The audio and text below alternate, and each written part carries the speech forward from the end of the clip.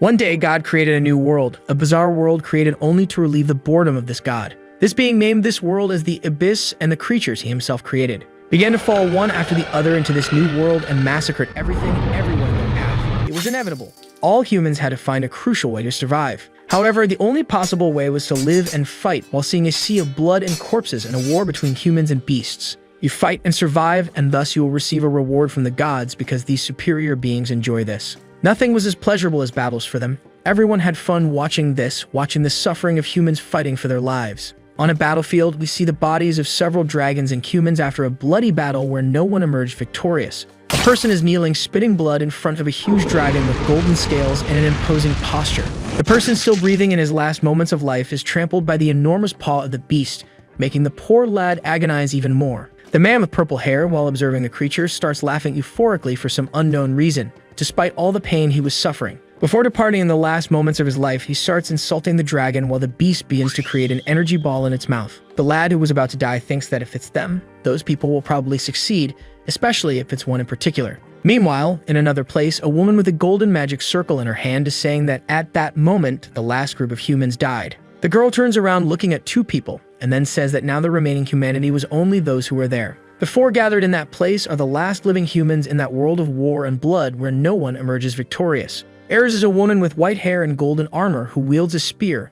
and has an extremely gentle appearance. Keldian, a blonde man who uses a staff with a sculpted sun at the tip, is a mage. Kang Tai is a strong man who wields a huge sword and ancient armor made from the hides of dead beasts. And they all three look at the last member, a lad who is sitting amid the rubble of the place. This man is named Kang Hansu and has black hair and dark armor. Then Eris compliments that they were the last who could save humanity. Kang, hearing all that, begins to open his eyes as if tired and showing that there were several wounds scattered across his body. Eris explains that they are in the room where the temporal jewel of Archenial was, the great sphere known for having the power to return to the past, and also the last hope of humanity that entered the Abyss 50 years ago and perished, leaving nothing behind. Tai tells everyone there that only one person could go back to the past, wanting to reach a consensus with the group. The man starts speaking proudly, questioning if it was already decided who would go, as if offering himself to fulfill such a mission. He says that the strongest among them, for example, could go since they knew who that person was while posing to show his pride. Keldian begins to mock Taz, saying that he thought for the first time the man would say something intelligent but was wrong. However, Eris intervenes in the conversation, telling the two to take it easy and stop arguing. She says that if all the Valkyries sent to battle against the Golden Dragon were defeated, the monsters would reach there in a short time. And even if it's unfair, there is no other solution, and the girl walks up to one of them. Among them, the only person who could go back to the past was him, and with a sympathetic look, the girl says the name of Kang, who kept a firm expression. Looking at his hand, the boy questions if he can really go back in time, saying next that they fought for a long time. During these long years, every day without exception, they fought again and again, and dying wouldn't be so bad for him. Hansu continues looking at his hand. However, Eris goes and places her hand over the boy's, saying that he shouldn't sound so weak and discouraged. The girl says that the hope of all humanity was in the boy's hand while kneeling to speak with him. Smiling sympathetically with hope and a sparkle in her eyes, she asks our protagonist not to give up, and the boy just looks back. Seeing in front of him his teammates fully supporting him, Kang feels a bit more motivated. Keldian says that Eris was right because the fact that he started 20 years after everyone in the group and is still in the same position is sufficient proof of the boy's potential and strength. Eris tells Hansu that if his abilities had started to develop a little earlier or just 5 years before, the present time would be completely different. And even though he is proud, Ta comments that they were right, and for that reason, he also recognized Kang's abilities. But if he really didn't want to go, he could give the opportunity to the man because he says that if he went back, he could get all the items he didn't manage to and could have a chance. Eris, hearing that, looks at Ta threateningly, and seeing the girl's reaction, Ta gets scared and then rephrases his sentence, stating that the only one capable of that was Kang. Seeing this as a normal interaction among friends, even in the face of the end of the world, the boy gives one last smile as he stands up, determined to do what he must. Confident, Kang begins to walk toward the temporal jewel of Archenial, while everyone in the group watches him. The other three who would stay understand that Hansu is the only salvation for the entire world, and proud of their friend, they trust everything to the boy. However, a loud crash appears, making everyone in the room scared and realizing it was already happening. The ceiling of the place they were in begins to crack in half and forcefully opened by some colossal monster. Then the great Golden Dragon King starts to emerge above all of them, causing some rocks to fall on heroes' heads. The creature begins to charge a fire breath in its mouth, ready to shoot and finish off all those humans. Keldian, in order to save his partners, asks everyone not to let their guard down and orders the dragon to stop while casting a huge spell on it. The boy begins to instruct what they should do to fight, and thus the battle begins. The man asks Ares and Ta to make sure to hold the monster because he was going to prepare to do something. Thus we see Ta had managed to stop a huge rock with his hands and save Ares, telling Keldian not to worry because he was going to show his skills now. The girl then, with her spear in hand, quickly heads towards the dragon, spinning her weapon. Accompanied by the beast, an army of the same type of dragon race begins to arrive, ready to finish off the remaining humans. But to the misfortune of the same, Ares strikes her spear against the ground, making it grow in size, and she orders Todd to attack because that was the chance. The man then, with his huge sword in hand, begins to cover his entire body with fire while he tells Ares she didn't need to say it because he was already going to attack. Spinning his sword and creating a whirlwind of flames, he prepares to attack the dragon. With a strong attack with his sword, the boy launches a burst of fire that splits several dragons in half and heads towards the main one.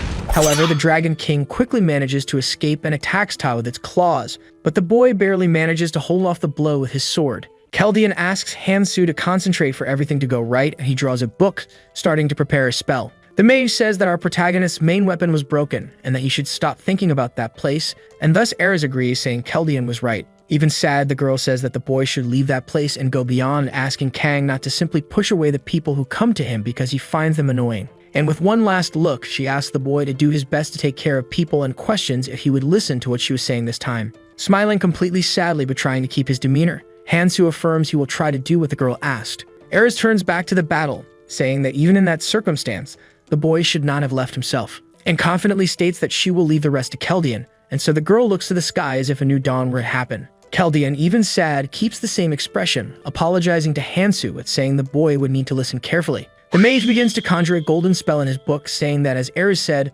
there is no reason to kill unnecessarily, but he should not show mercy to cockroaches that will cause harm during the war. The boy should save only those who deserve to live, and even with a sea of blood at his feet, he should do everything for the good of humanity. The man also says that our protagonist should at least make sure to kill the berserk monarch Clementine. And one last time, while conjuring the spell, he asks the boy if he understood, and Kang just nods, showing confidence to the mage. Almost concluding his spell, and with enormous golden energy flowing through the book and the time object, Keldian says that he is going to start. The temporal jewel of Arcania begins to emit a strong light while all its blades start to spin. Kang remains still, just looking at the object, thinking about what would happen next. Ares and Todd just watch the sphere start to emit several rays, and the two smile, trusting their friend.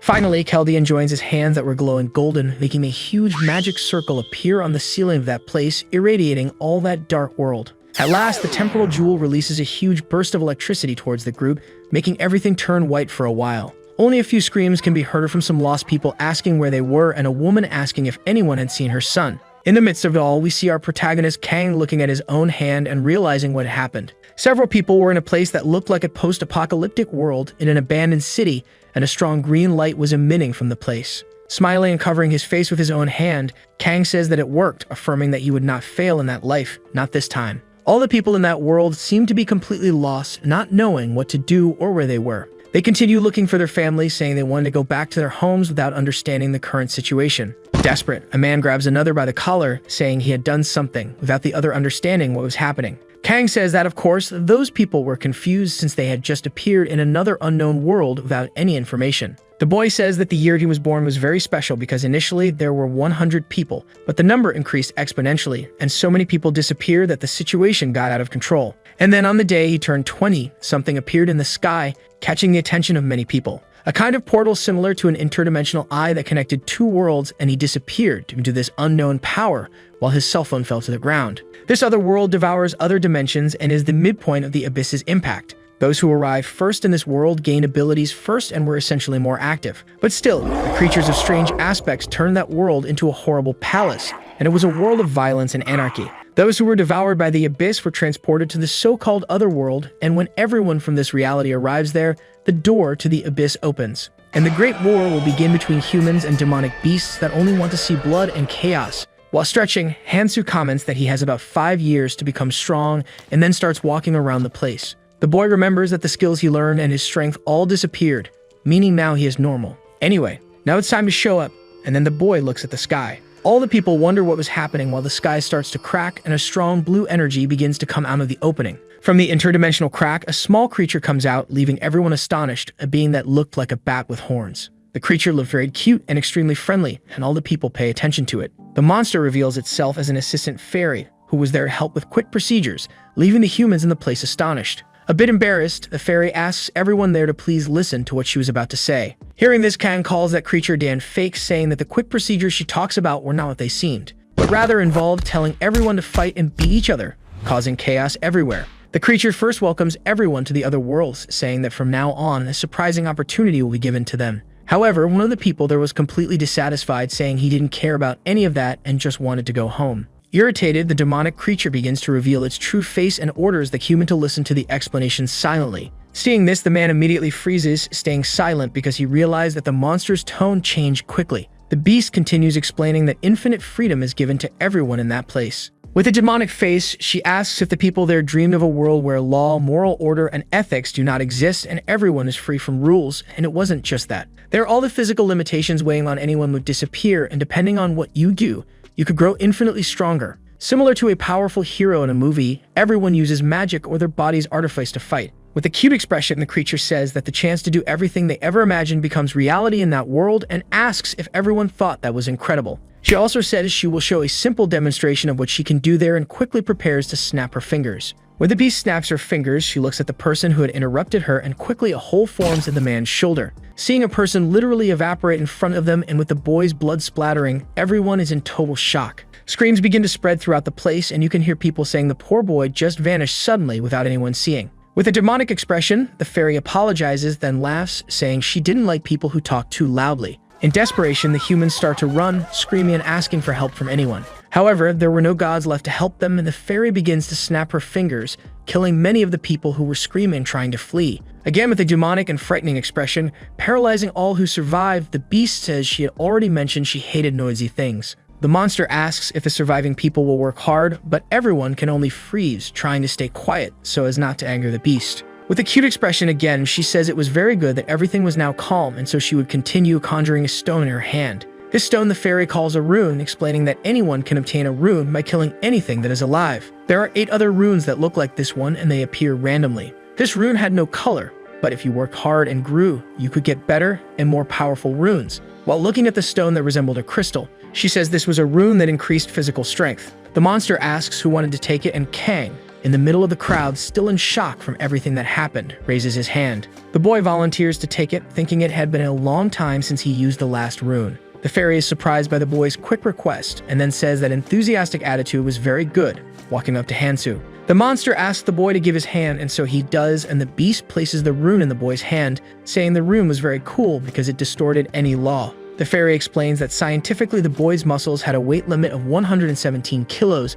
but at that moment, by using that rune, it increased to 122, and it wasn't just that. However, Kang seems to have the same expression as before, and the fairy says that wasn't the expression she expected, and Kang thinks it's boring to hear the same thing again. Disappointed, the fairy flies away and explains that runes have different effects depending on the type, and they are full of abilities that cannot be explained by science. And again, scaring everyone, she says she wanted to show it one more time, asking if anyone wanted to try. But seeing that no one volunteers, the monster says she would stop there. The beast informs that no matter what happens, everyone should note that, as it doesn't matter which rune someone gains or what ability increases, it will not be a bad thing. And to become stronger, she asks everyone to gather many runes if they wanted to survive, of course. All the humans, hearing that, realize what it was about and look at the ground, seeing several bodies of others who were killed by the fairy. Quickly, a huge confusion begins with all of them fighting because they wanted to get the runes that were on the ground. However, when they finally grab them, the fairy collects all the runes from the ground and says that judging by the guy who had taken the rune last time,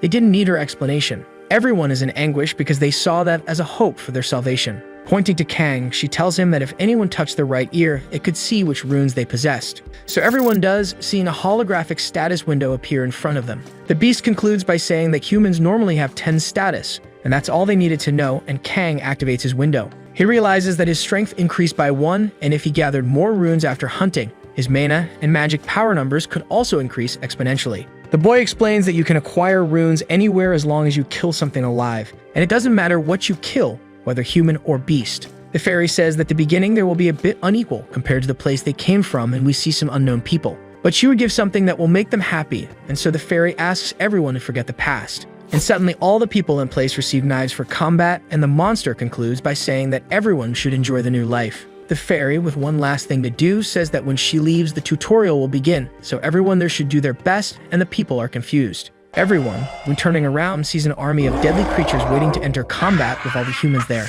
Monstrously aiming only for destruction and chaos, an army of goblins sets out to kill all the humans. After the fairy's departure, the people who were there still remain in shock, looking at the bodies of the other humans. One of the men holding a knife in his hands nervously questions if that was really the tutorial. But people realize something is happening, and when looking back, an entire black aura starts to emerge. And when they face it, it is possible to see an army of goblins ready to attack all the humans there. The two races stand before each other and begin to stare, ready to enter into a conflict that will result in a sea of blood. A woman in the group of humans asks everyone else to calm down so as not to irritate the monsters and to move slowly backward. Our protagonist remains still while watching all the people trying to flee slowly backward. However, one of the men bumps into another person who is standing still for some reason. The man questions what the boy was doing motionless, and the man standing says something was wrong. Someone sees a barrier in front of them, and when trying to cross it, is immediately unable to do so. Everyone starts to panic, hitting the hologram, trying to leave that place urgently. The man realizes that the walls were also beginning to close in for some reason, as if forcing them to fight. And when looking back, they see the army of goblins completely irritated and restless, wanting to fight. The creatures start roaring fiercely. Then one of those trying to flee stands to fight, cursing those creatures, saying he couldn't die there. Bowden looking to the side, and that man sees that one of the people there managed to pass through the wall. Seeing that scene, he becomes completely restless, questioning how that person managed to do that. But the boy cannot explain why he passed and says he just went through that side, and we see that the number 49 was written on the wall. Another boy who was also there sees the number and questions why it was there. Then the man who had previously been unable to pass manages to cross. They realize that the number on the wall decreased, and the people understand that it meant only 50 people could leave. Everyone there starts a civil war among themselves, trying to pass through the wall immediately to save themselves. Seeing that fight, Kang sighs, saying that all of it was pathetic because all 100 people there needed to unite and fight to have fewer casualties. He explains that when he first arrived there, approximately 40 people died to the goblins. Of all the people who couldn't pass through the wall, only 10 survived, but with a bloodthirsty look, he says that this time the story will be different. While drawing the knife he received from the fairy, the boy adds that first he needs to clear this area and move on to the next phase. Tired of waiting, immediately all the goblins start charging at the humans. One of them jumps and kills a person while another goes after a young boy who was begging for help. However, suddenly the boy can only see the goblin being split in half by someone. And immediately our protagonist kills one of the goblins while another beast starts charging at the boy. The boy manages to dodge the blow, grab and immobilize the small creature's arm, and then takes the opportunity to strike his knife against the monster's neck. Kang remains in a fighting stance, ready to kill anyone in his way, and the creatures start charging at him. Seeing all that sea of blood the boy was making with the creatures, all the humans there just watched the scene, shocked by what they saw. After a while, in a battle where our protagonist shredded several beasts, he stands up, still staggering from the weakness of his current body. While wiping the blood of one of his victims from his face, Hansu says that it was a bit uncomfortable since this was his body from decades ago. The young man crouches to collect the runes from the creatures' bodies, thinking he was quite lucky as he looks at his status. He says that his dexterity increased by 0.1 and explains that dexterity not only increases speed, but also distorts the user's time, increasing reaction speed by 0.1. This meant that the user could perform the same action much faster, and then, in the background, one of the creatures suddenly stands up. The monster immediately advances toward our protagonist, throwing his weapon at the boy, and he quickly looks back. The blade passes and Kang manages to dodge quickly, then turns back, throwing his dagger right into the goblin's skull. Some creatures that had still survived get angry seeing their companions being killed and charge at the boy. 3 of these beasts try to stab our protagonist together to prevent him from reacting. While wielding a dagger from one of the creatures, the boy says it was as expected since the monsters get enraged as soon as they see blood. Quickly, without giving the beasts a chance to react, the boy slashes through and kills them all instantly. As Kang makes more victims, he takes the opportunity to collect the runes from their bodies, stabbing and forcefully extracting them. The boy is somewhat out of breath because his body was not keeping up with his mind, but it was still very satisfying. The other people who were fighting to escape turned their attention to Hansu, realizing he was fighting alone. Inspired by that, they themselves, irritated with the situation, decide to help our protagonist, charging at the beasts immediately. The monsters also notice the humans approach, so the two groups once again face each other, but now a battle will begin. While fighting and splitting a goblin in half, our protagonist thinks that usually there's no need to rush like this at the beginning. But there's no time to delay at that moment, so he defends with his dagger against an attack from one of the beasts, repelling it instantly. The boy says that in that place there were many transmigrants, and if you counted the whole world, there's an immeasurable amount. And the freshmen who come there for the next 3 months will be something, so it's possible to see one of the humans killing a goblin. Hansu adds that when people arrive there, they are protected in the tutorial area. but after the 3-month period when you are protected, everyone will be thrown into a fight with the 2nd and 3rd-year freshmen in a cruel, cold, and bloody battle. Kang continues fighting and concludes his thought, stating that whatever your opinion, it was a unique opportunity. Once again, he slashes a goblin in half, picking up a rune stone to strengthen himself. Looking around, Hansu says that the chance to get stronger, even if just a little, is there and you will take advantage of it. Squeezing one of the runes he had obtained, the boy says that Keldian made the right decision in sending him to that period. Revealing the battle scene, we see dozens of dead goblins and some human bodies lying on the ground. Several people are resting after the exhausting fight, and some of them say it was all unbelievable. They observe our protagonist and wonder how he fought so many goblins alone. In the middle of a sea of goblin and dead beast bodies, Hansu stands still on his feet. With a face smeared with the blood of his victims, the boy curses those beasts, staring at their bodies. The fairy then returns to the place, and a glow appears in her eyes as if she were proud looking at something. Seeing our protagonist in the middle of the goblin corpses, the beast says he did well and states that the number of remaining participants is decent. Some people, angry and others crying because they lost close relatives, start cursing the fairy. The beast asks if people already knew how to survive there, and then since no one answered, she removes the barrier, assuming everyone knew. A dimensional rift opens, and she starts to pass through it as if it were a door,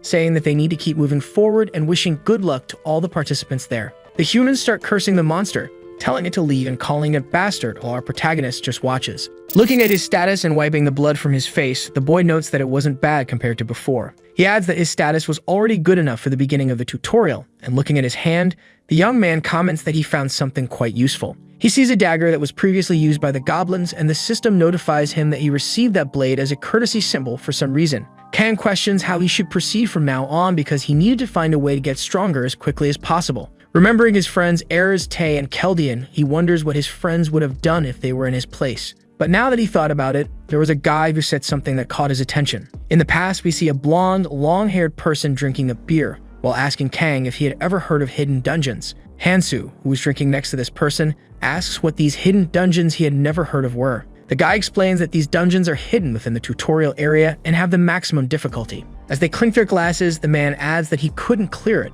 and no one had managed to do so. After hearing the guy's story, Kang repeats what he heard, saying the boy had cleared the dungeon halfway, and because of that, he was still able to get strong. The man confirms, saying that this would be the reason he was in that place because it was a proof of his strength. And finally, he says that if he could go back in time, he would definitely try to clear that dungeon first, and if he had done so, he probably would have been able to defeat Kang. Because one thing is certain, the higher the difficulty and the more impossible it seems, the greater the reward when you succeed. Finishing, he asks if our protagonist wasn't curious about what was at the end of that dungeon. Remembering that, the boy gets a serious expression, saying his goal was decided. Illuminated by the sunlight, he notes that if he wanted to do this, there were things he would have to resolve first. He begins to explain the first stage of the tutorial, which is the initial phase where 100 people gather and act together to defeat a greater evil. You act within the allocated area for a week at a time and do this hunt for 3 months, and in the end, upon completing the tutorial, the safe area will be released and you can have contact with other people from the Abyss. Currently, there are 2 hidden pieces in the first stage of the tutorial,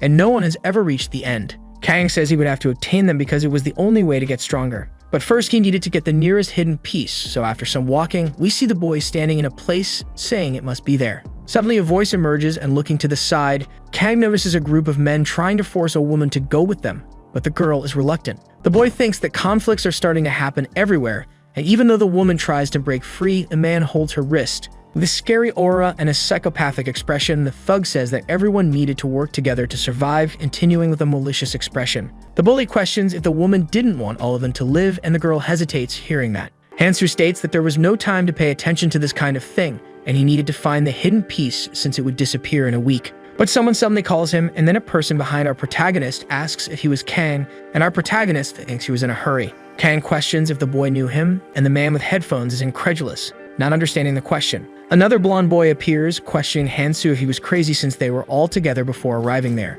Hearing that, Kang still has an expression of not understanding while asking how that boy knew his name, but something comes to his mind. Looking at them, the boy realizes that those are his college friends, and the blonde boy continues to find his friend's attitude strange. Hansu thinks that they all came on a trip together, and since everyone in the group died, he had forgotten about their existence. The woman who was being intimidated quickly frees her wrist from the man's hand, ordering the bully to let go of her because they were going with Kang. Our protagonist looks at the girl, recognizing her as Yumi. The girl walks up to the boy, and Kang thinks that based on her appearance, the young woman will definitely cause trouble. Mi starts talking to Hansu, questioning where he had been, and the bully who was intimidating the girl asks if that boy was looking down on them. Looking at Kang, they call the boy a bastard, wishing for his immediate death. Swallowing hard, the criminal realizes that this was the man who took care of the group of goblins earlier.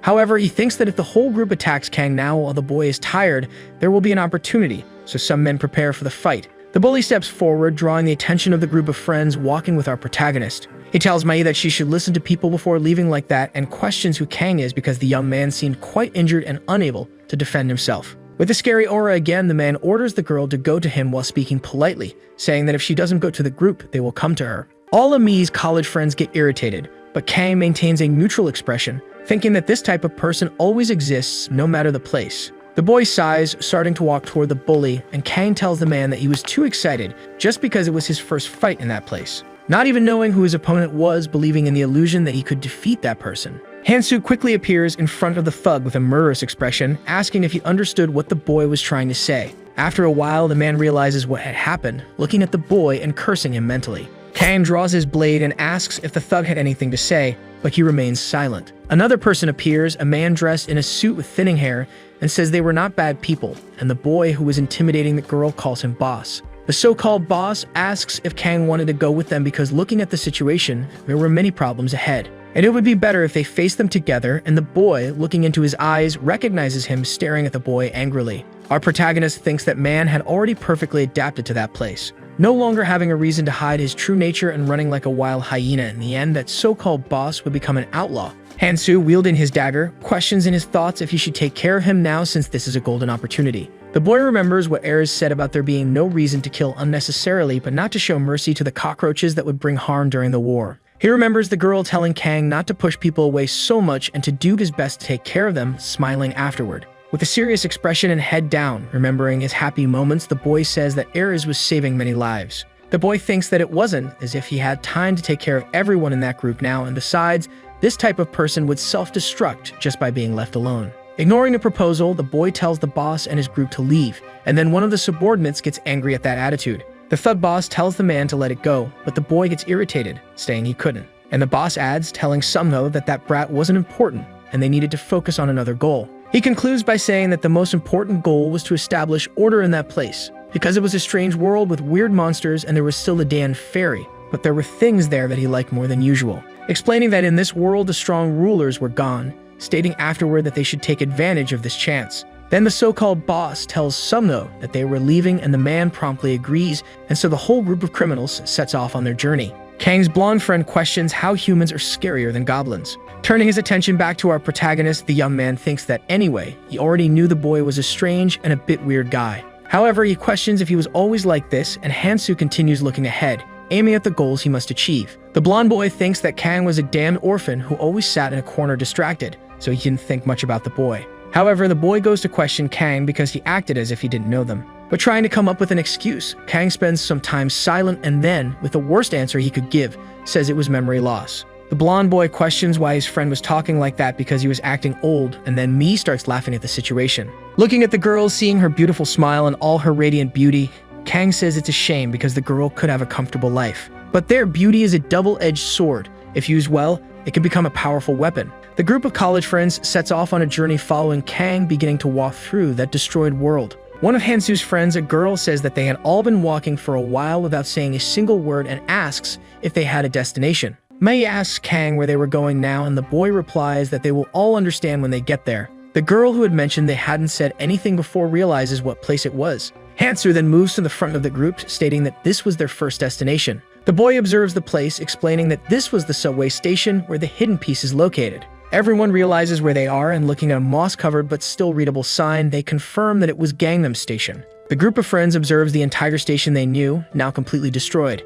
Mi questions why they were there since it didn't make sense to her. Kang thinks he doesn't have the patience to explain every little thing, and if it weren't for what Erez said, he would be walking around alone. But he feels he has no choice, so he starts to say that he had a hunch, saying he thought that instead of recovering his memory, he gained a superpower. Yumei is impressed while the other 4 members of the group seem incredulous. A blonde girl goes to her boyfriend and asks if he was sure it was okay to follow Kang. Hansu can hear and responds that they didn't need to, explaining that he was the type of person who respects individual preferences, and it was up to them to decide what they wanted. The blonde boy continues to be irritated with our protagonist for some reason, saying that whatever it was, he hated seeing Kang act that way. The The group remains silent, watching Hansu descend the stairs, and then they make their final decision. They all start following our protagonist, exploring that abandoned place and worrying about the surroundings. The blonde boy asked our protagonist if he was sure they were going to a safe place, but Kang replies that he wasn't and that they would meet some friends. Hearing that, Hansu's colleague becomes somewhat cocky, saying who the hell would live in a place like that and what kind of person our protagonist knew.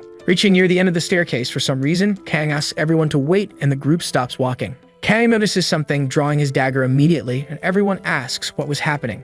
Hansu asks his friend Taesung to dodge something, and the blonde boy, looking back, sees the protagonist striking with his dagger. The man is scared, thinking the attack is against him, putting his hands up to try to defend himself. Taesung asks what it was, and upon realizing it, he sees that near his private parts, Kang was slicing a yellow-skinned, green-blooded larva. Hansu explains that this was a dungeon modeled after Gangnam Station, and these are the green worms that writhe after feeling vibrations from the ground. While looking at the rune that came out of the monster, he informs them that these creatures hate sunlight, so they usually come out of the ground to attack. Picking up the rune, the boy adds that if you get bitten by the awkward mouth of this worm, your flesh could be easily torn off, so everyone in the group should be careful because if they get bitten, they will faint and die before being able to do anything. Everyone in the group is completely scared and incredulous at that, becoming extremely frightened. The boy comments that he will show a simple way to deal with them, then starts stabbing one of the small worms with his dagger. After a while, everyone in the group is easily eliminating those little monsters, becoming impressed. Kang is observing 4 people in the group, stating that they are useful, but looking back, he sees the boy wearing headphones completely clumsy and lost. Hansu walks up to the boy, saying that if he wasn't confident, he should walk on the intact marble slabs and be careful of some hidden worms. Yumi is talking to her friend about the best way to kill the worms, and the blonde girl agrees, adding that it was similar to the game of whack-a-mole. The boy with headphones continues to hesitate because he can't kill any worms, telling himself that he could do it and that he had to do it. Then one of the beasts emerges from the ground, charging at the boy, ready to attack him, catching him off guard without a chance to react. But immediately, Kang pushes him back, stepping in front and slicing the monster into 3 pieces instantly. After being pushed, the boy just manages to sit on the ground, watching the entire scene in amazement. The boy quickly gets up, thanking him and Kang, and his thoughts dies, saying that it was already obvious because that boy would not be useful for the final war. Hansu continues walking, stating that if the boy with the headphones participates in the battle, he will end up being a burden. Taesung says that our protagonist seemed to know what would happen ahead of time and asks how the boy knew, and Kang replies that he had already explained. With a proud look and smiling, he turns around, stating that this was his superpower. While everyone in the group remains incredulous, not believing it, Yumi continues to be impressed. To change the subject, Kang comments that they should actually focus on hunting, and then we see several dead larva bodies on the ground. Kang asks why they weren't collecting the runes while he picks one up. Yumi replies that they thought it would be good if the boy collected the runes and protected them, similar to giving everything to someone who carries them in a game. She says it wasn't like they would become strong like a superhero just by picking up runes, so that was the decision they all made. Hugh concludes that it would be better to give everything to Kang, and the boy would protect them in return, but the boy just sighs. The boy responds that everyone should take what they hunt, and if people wanted to go with him, they should at least follow the most basic rules. Hansu starts thinking, explaining that those who wandered the abyss before them established the most basic rules for the sake of coexistence. You take what you hunt, but in the case of group hunts, things will be distributed based on contribution and priority. However, in life-threatening crises, relationships based on goodwill are prone to break down and lead to betrayal. The boy concludes his thought, saying that they will soon realize how truly cruel and malevolent this place is.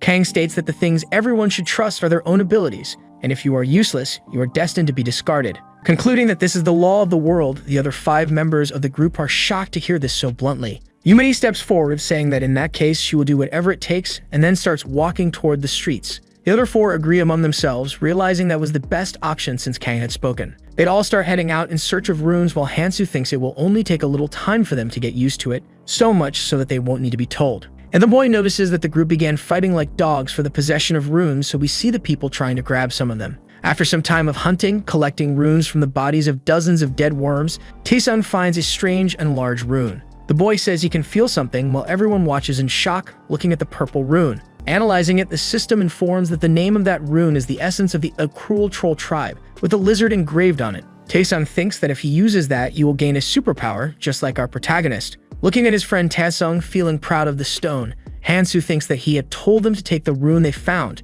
so it would be strange to contradict himself now. The blonde boy mocks our protagonist, asking if he can keep that rune and also questioning if Kang would go back on his words. Hansu, who had already decided, just nods, answering yes, and his friend is a bit incredulous because it was unexpectedly easy. Seeing the situation, Hansu thinks that the essence of the Accrual Troll tribe is a good rune for the beginning of the game. The boy explains that this skill gives the bearer defense and regeneration power, and both are essential for survival in this place, which is why it is very popular among players. As a debuff, it also increases hunger, but regarding food, people usually just steal from the weaker ones. And also, the strength and proficiency of the skills acquired through runes are determined by their own level. The smart ones who were born with the gift of having a lot of magic usually have around hundreds of runes. His friend Keldian, for example, acquired more than 1,000 skills, but Kang watches the boy using the rune. Feeling downcast, our protagonist states that it was different, just immersed in his thoughts. At the time when he hadn't gone back in time, we see the boy trying to absorb some runes but failing in the process. The rune he tried to use starts to glow with a yellow light as if rejecting the boy. The boy feels hurt, clenching his fists as if irritated and dissatisfied with something. Holding one of the runes in her hand, Eris says that as she imagined, our protagonist had a limit on the skills he could acquire. Putting her hand on her face, the girl informs that apparently Kang was limited to only 7 abilities, and that if she had known that before, he could have learned stronger skills. While he sees himself amid a bunch of runes that could no longer be used, the boy thinks that being restricted to just 7 was a total failure. But thanks to his weakness, he gained the buff of having an overwhelming peculiarity that was far superior to that weakness. His abilities never stopped evolving, like his skilled Dororo Lizard Essence, so even a simple technique evolved enough to rival others. With this unique characteristic, his friend Ares gave him the nickname 7 Stars. And surprisingly, this peculiarity was what allowed Kang to have the same power level as his teammates, even though he arrived there 20 years later. For a moment, the boy remembers the Eternial Stone, which was responsible for bringing him back to the past in the name of his companions. With a serious expression, remembering the old times, Hansu states that to honor his friend's efforts, in the end he couldn't make any mistakes.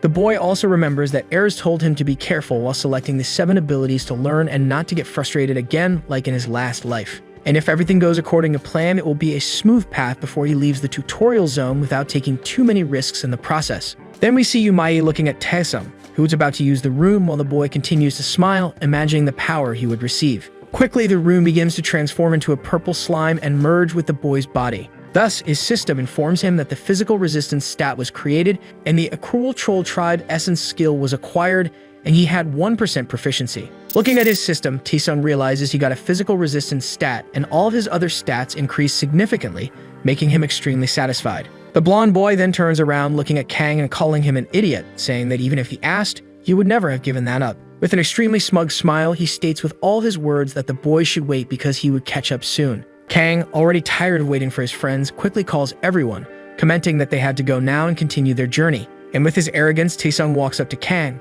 putting his hand on the young man's shoulder and saying they should walk together now because it would be dangerous. While doing that, he turns around to impress Yumai, saying it was better for the strong people to go in front to protect the weaker ones. Already noticing his friend's attitude, Kang realizes that the boy was considering him a rival. Having lived and gone back in time, Hansu doesn't care but states that this didn't mean he would let it slide, so he removes Taesum's hand from his shoulder. The group continues walking and descending more stairs, following Kang to the destination the boy was seeking, but which was still completely unknown. Yumari asks why they were going deeper since it was getting even darker, and the boy explains that they were going to take the subway. Mei is confused hearing that, questioning if there were still trains operating in that destroyed station, and Hansu responds that she would see what would happen. However, our protagonist, while walking, starts to get lost in his thoughts, stating that the information from that guy was never wrong. We return again to Kang's memory when the blonde boy was talking about the dungeons in the tutorial and a person arrives, interrupting the conversation. The young man who was drinking asks who was butting into the conversation and badmouthing him, and the irritated boy looks to the side. Another man with black hair who served in the human army states that he just heard the boy was showing off with his basically non-existent knowledge. Then, sitting in the middle between Kang and the boy's friend, the man states that he would tell them the quickest way to get strong in a short time. He says that to get strong quickly, you need to get your hands on something important in the tutorial zone, and it was down in the Gangnam subway. The man explains that the stations are located and structured differently, but it's the same place up to the 3rd floor, and at the end of the stairs there is an unknown portal. Crossing it, you will find a subway that surprisingly has not yet left, and if you can catch it, you basically conclude that the only problem is that it's difficult to get there. While walking, Kang keeps thinking about it, stating that there is a hidden piece he must find that day at all costs, or the subway will leave. Kang and the whole group observe an enormous portal in front of them as if linking 2 different dimensions. Hansu then states that he will see what this piece is. Mei, seeing that interdimensional portal, thinks that it really wasn't Gangnam Station. since in all the time she had been there, she had never heard of an entrance like that while staring at the portal emitting several blue rays and a strong glow. Worried about the situation, Yu asks if our protagonist is really going to enter and wonders how the boy knew what was inside. He explains that he was just going by his instincts and, as he had said before, anyone who wants to turn back is free to leave at any time. With his new abilities and still with his ego inflated, Taesung promptly states that he would go at all costs. Mai then quickly responds that she will also enter the portal, and Kang, looking at her, thinks that the girls seem to be getting impatient. Since Mi is intelligent, she probably understood well the situation that someone like her is at greater risk, remembering the group of thugs who intimidated her. Looking at the girl full of hope, Hansu thinks that she will have to get stronger somehow, even if it means getting cut on the face. However, the blonde girl and her boyfriend decide to stay there as they will continue hunting the worms that remain in the subway, and Sangjin says he will go too. Even scared, trying to keep a firm expression, the boy states that he will also enter the portal. Taesung starts mocking the boy, questioning why he wanted to go there since he was scared to death to kill some disgusting insects. Irritated, Choi retorts, shouting that it was none of the bully's business and that he shouldn't interfere. He also says that what he does doesn't matter to the boy, but hearing this, Taesung gets somewhat irritated. He points a finger at the boy, asking what he just said, as the boy was talking a lot for someone who was being carried. However, with a firm expression and confident posture, Kang just tells the two to stop immediately with those childish fights. Walking towards the wormhole, Hansu reinforces that there is no time, so they should do whatever they want, and thus the three follow the boy. The boy with the headphones, after hearing that, just goes after Mi without saying anything and ignoring Taesung. However, the blonde boy is not at all pleased, questioning how those bastards dare insult him in front of you. Then Kang crosses the portal and starts thinking that there are more than 1,000 types of monsters in the tutorial zone, and the terrain also varies. But even so, there are places that do not change no matter what happens, so the boy begins to analyze the entire place he was in. He thinks that, as he imagined, it is there, and thus the boy with the headphones becomes completely confused. Everyone who crossed the portal realizes that there was a convenience store inside the train station.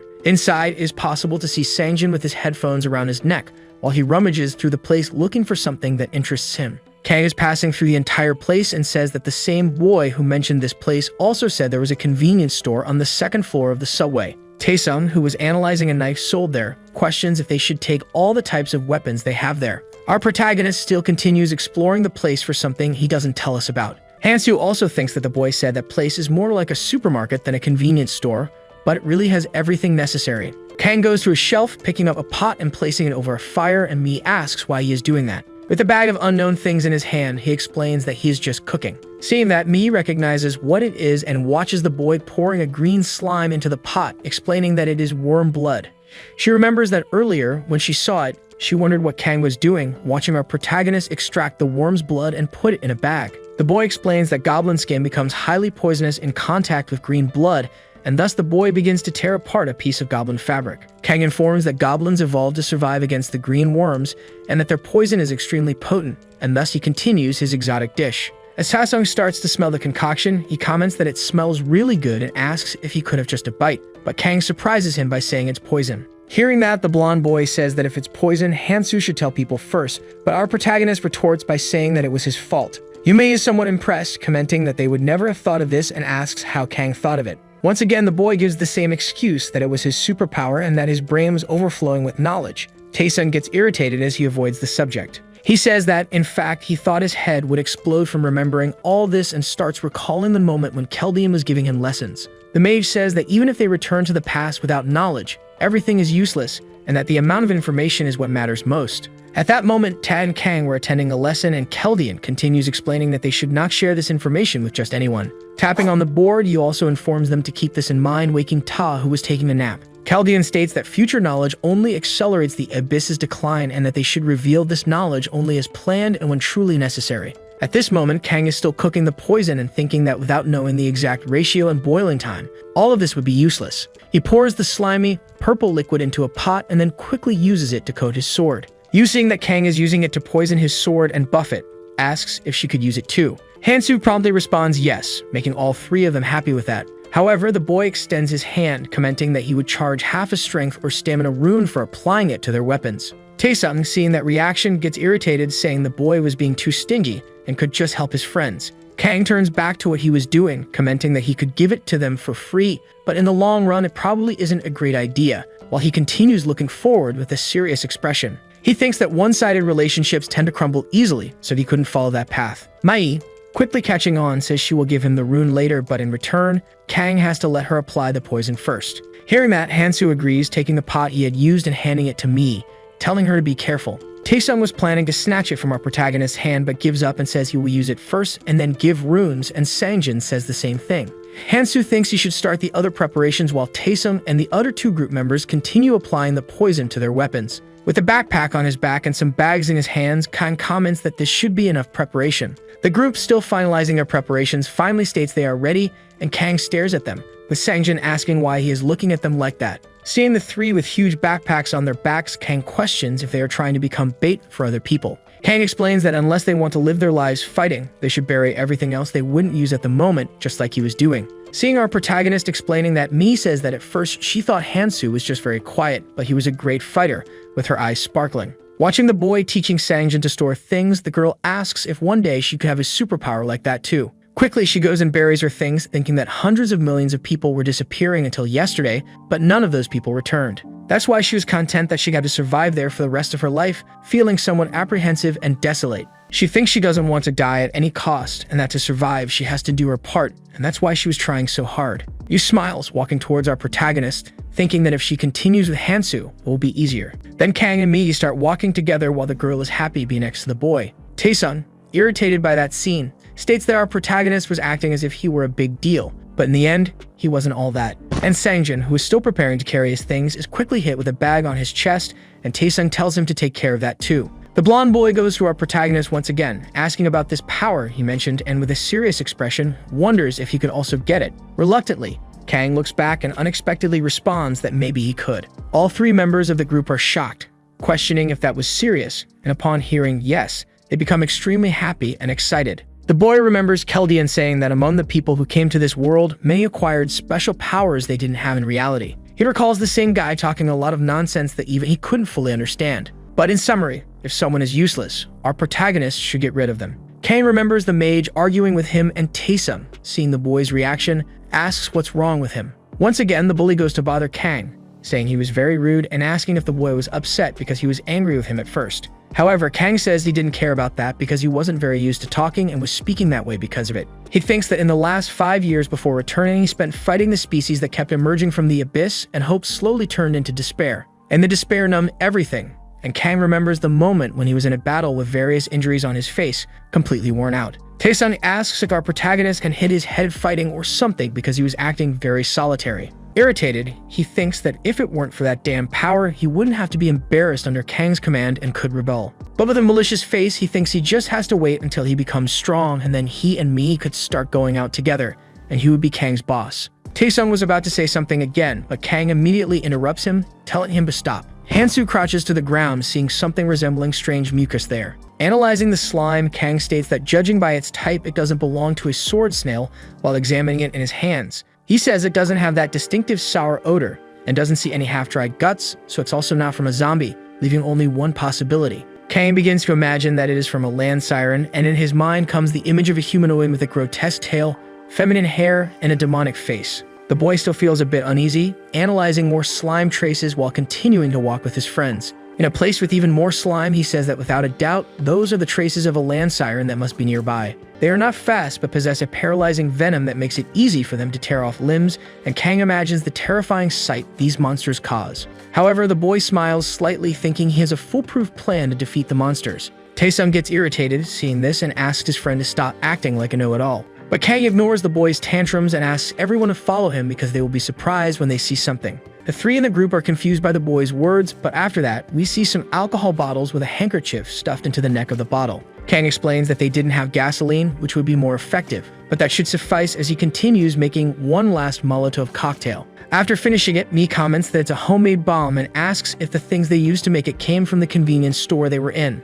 Seeing that, Taesung says that it must also have come from Kang's power and that all of this is very practical. He says that the boy must prefer this place to the original world because he can do anything there, while Kang continues storing the bottles in his backpack. The boy keeps talking, saying that if he had the power to do this, it would be amazing, but Taesung questions why Kang is looking at him that way. As if he had a little angel in the form of Ares and a demon in the form of Keldian on his shoulders, Kang's mind battles whether to kill the boy or not. Hansu gives up the idea, sighing, and just starts drawing the plan with a stick in the dirt and says for everyone to listen carefully. He explains that when one person throws the incendiary bomb, the other 3 with melee equipment will advance and attack the creatures. Those who are on the front line will have priority to receive the runes, and Taesung thinks that the boy is very bad at drawing. The blonde boy promptly offers to take the lead, stating that someone competent should protect the front line. Kang ignores him and asks who will throw the bomb. However, Yu and Sangjin raise their hands at the same time. Our protagonist tells the two to reach an agreement on who will throw the bombs, so they stare at each other. Mi tries to use her cuteness and appearance to win over Sangjin,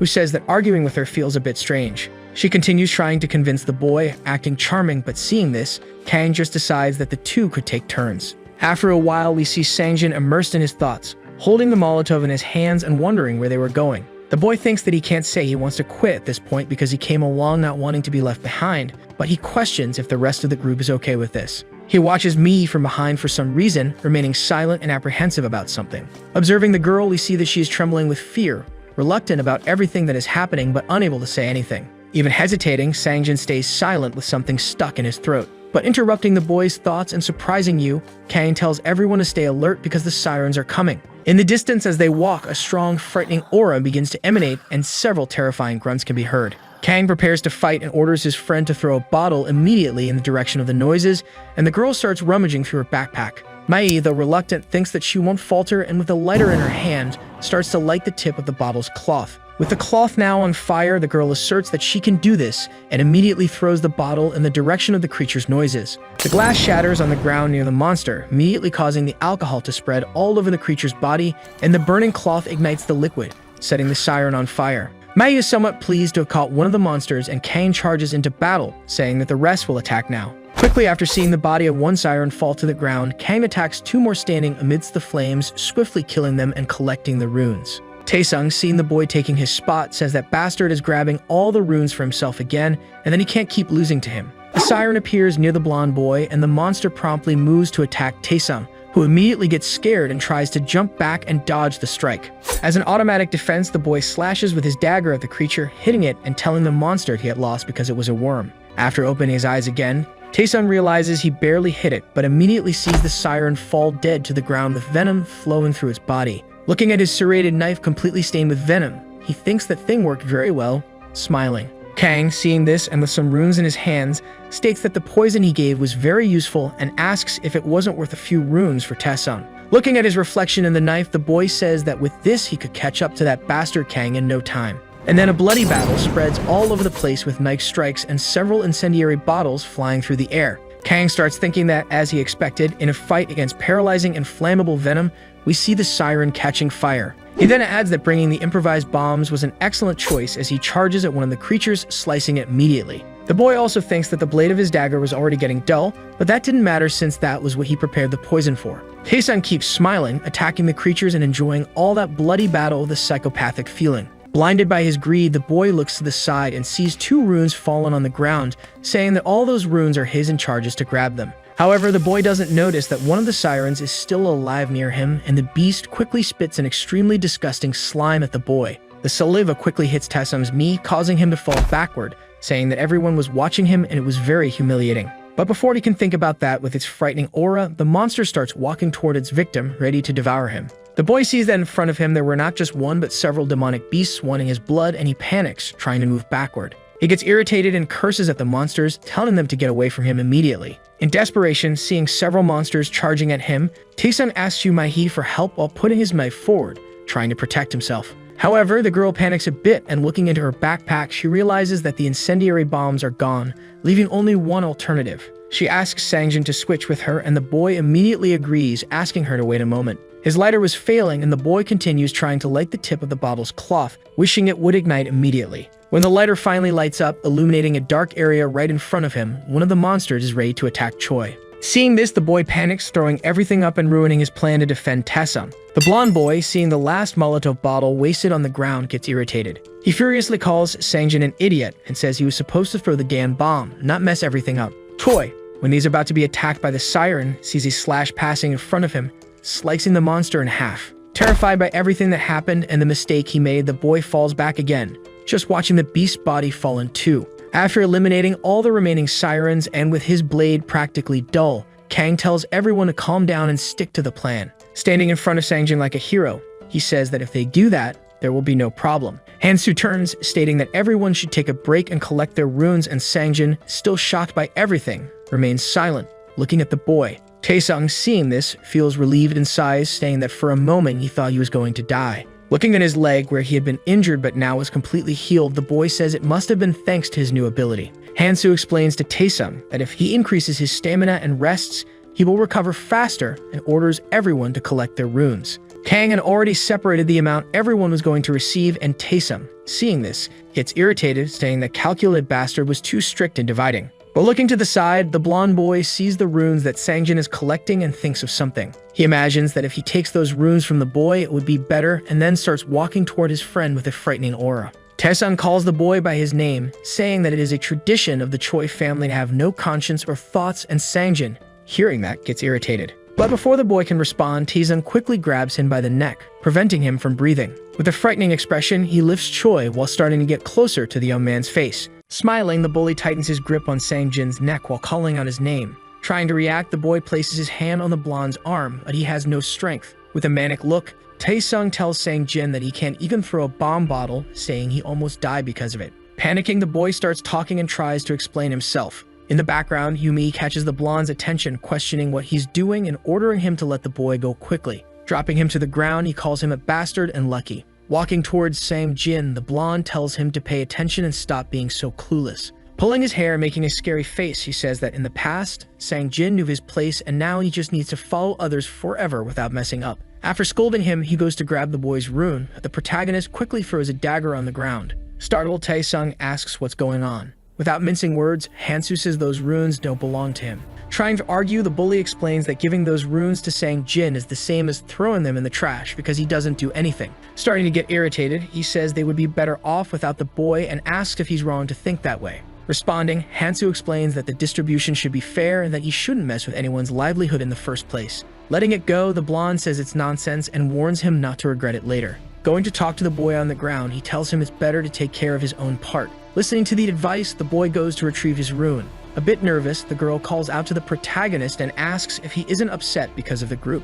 Worried, she says that with the way things are, she imagined witnessing arguments like that must be bad for him. However, Kang says that for him, everything is fine and he won't complain about something she's not good at. After hearing this reassuring answer, Yumi asks if that means he's staying with the group until the end, explaining that when she looks at him, it feels like he could leave at any moment. But the leader says it's up to them to follow him, because they are doing very well, so they don't need to worry about that. Continuing on the path, Kang goes to the mermaids and sees that they drop stamina and strength runes. Grabbing one of the runes, he thinks that both strength and stamina are important at the moment and that they are also necessary. His strength is at 25, stamina at 24, dexterity at 14, and senses at 15. Suddenly, someone appears in front of him. Expressing great joy, he notes that his combined strength and stamina stats exceed 50. The system notifies that this is the first achievement accomplished by anyone, and the Horned Demon congratulates him. Surprised, the boy smiles and thinks he's caught the guide's attention. Then the little demon asks if he's the traveler who raised his hand last time and says that it seems his judgment was correct.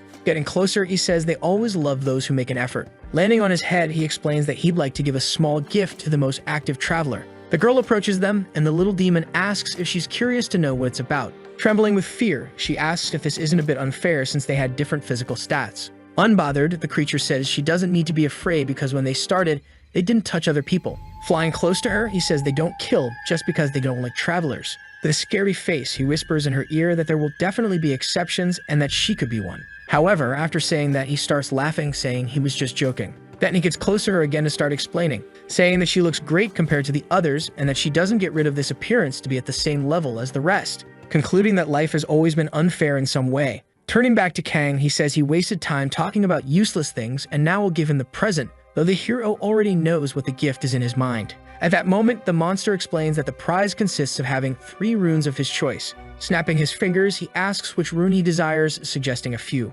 Showing one in front of him, he explains that although they are consumable, they can even heal a hole in the stomach and most poisons, and Hansu thinks it's useless when a limb is torn off. Surprising the group, they realize it's a healing rune. Starting to speak, the 3 members think only about the idea of the hero using the rune on one of them in case something goes wrong. However, he asks if there is a rune that grants immunity to magic. Smiling, the monster responds that there is, while in the background his group feels disappointed by his choice. Analyzing his options, he thinks healing runes are good, but on the other hand, It's difficult to obtain both magical and physical immunity during the tutorial. Increasing resistance only affects recovery speed, but physical and magical resistance works as a more essential immunity. Thoughtful, he understands that he can compensate for physical attacks up to a certain level using his experience, but magical attacks are a different matter. Choosing the magic immunity rune, his magical immunity is now at 13 points and he thinks that should be enough for now. After the choice, the little demon opens a rift in the air and bids farewell. Surprisingly, the little creature calls the hero handsome Appa, leaving the whole group in shock,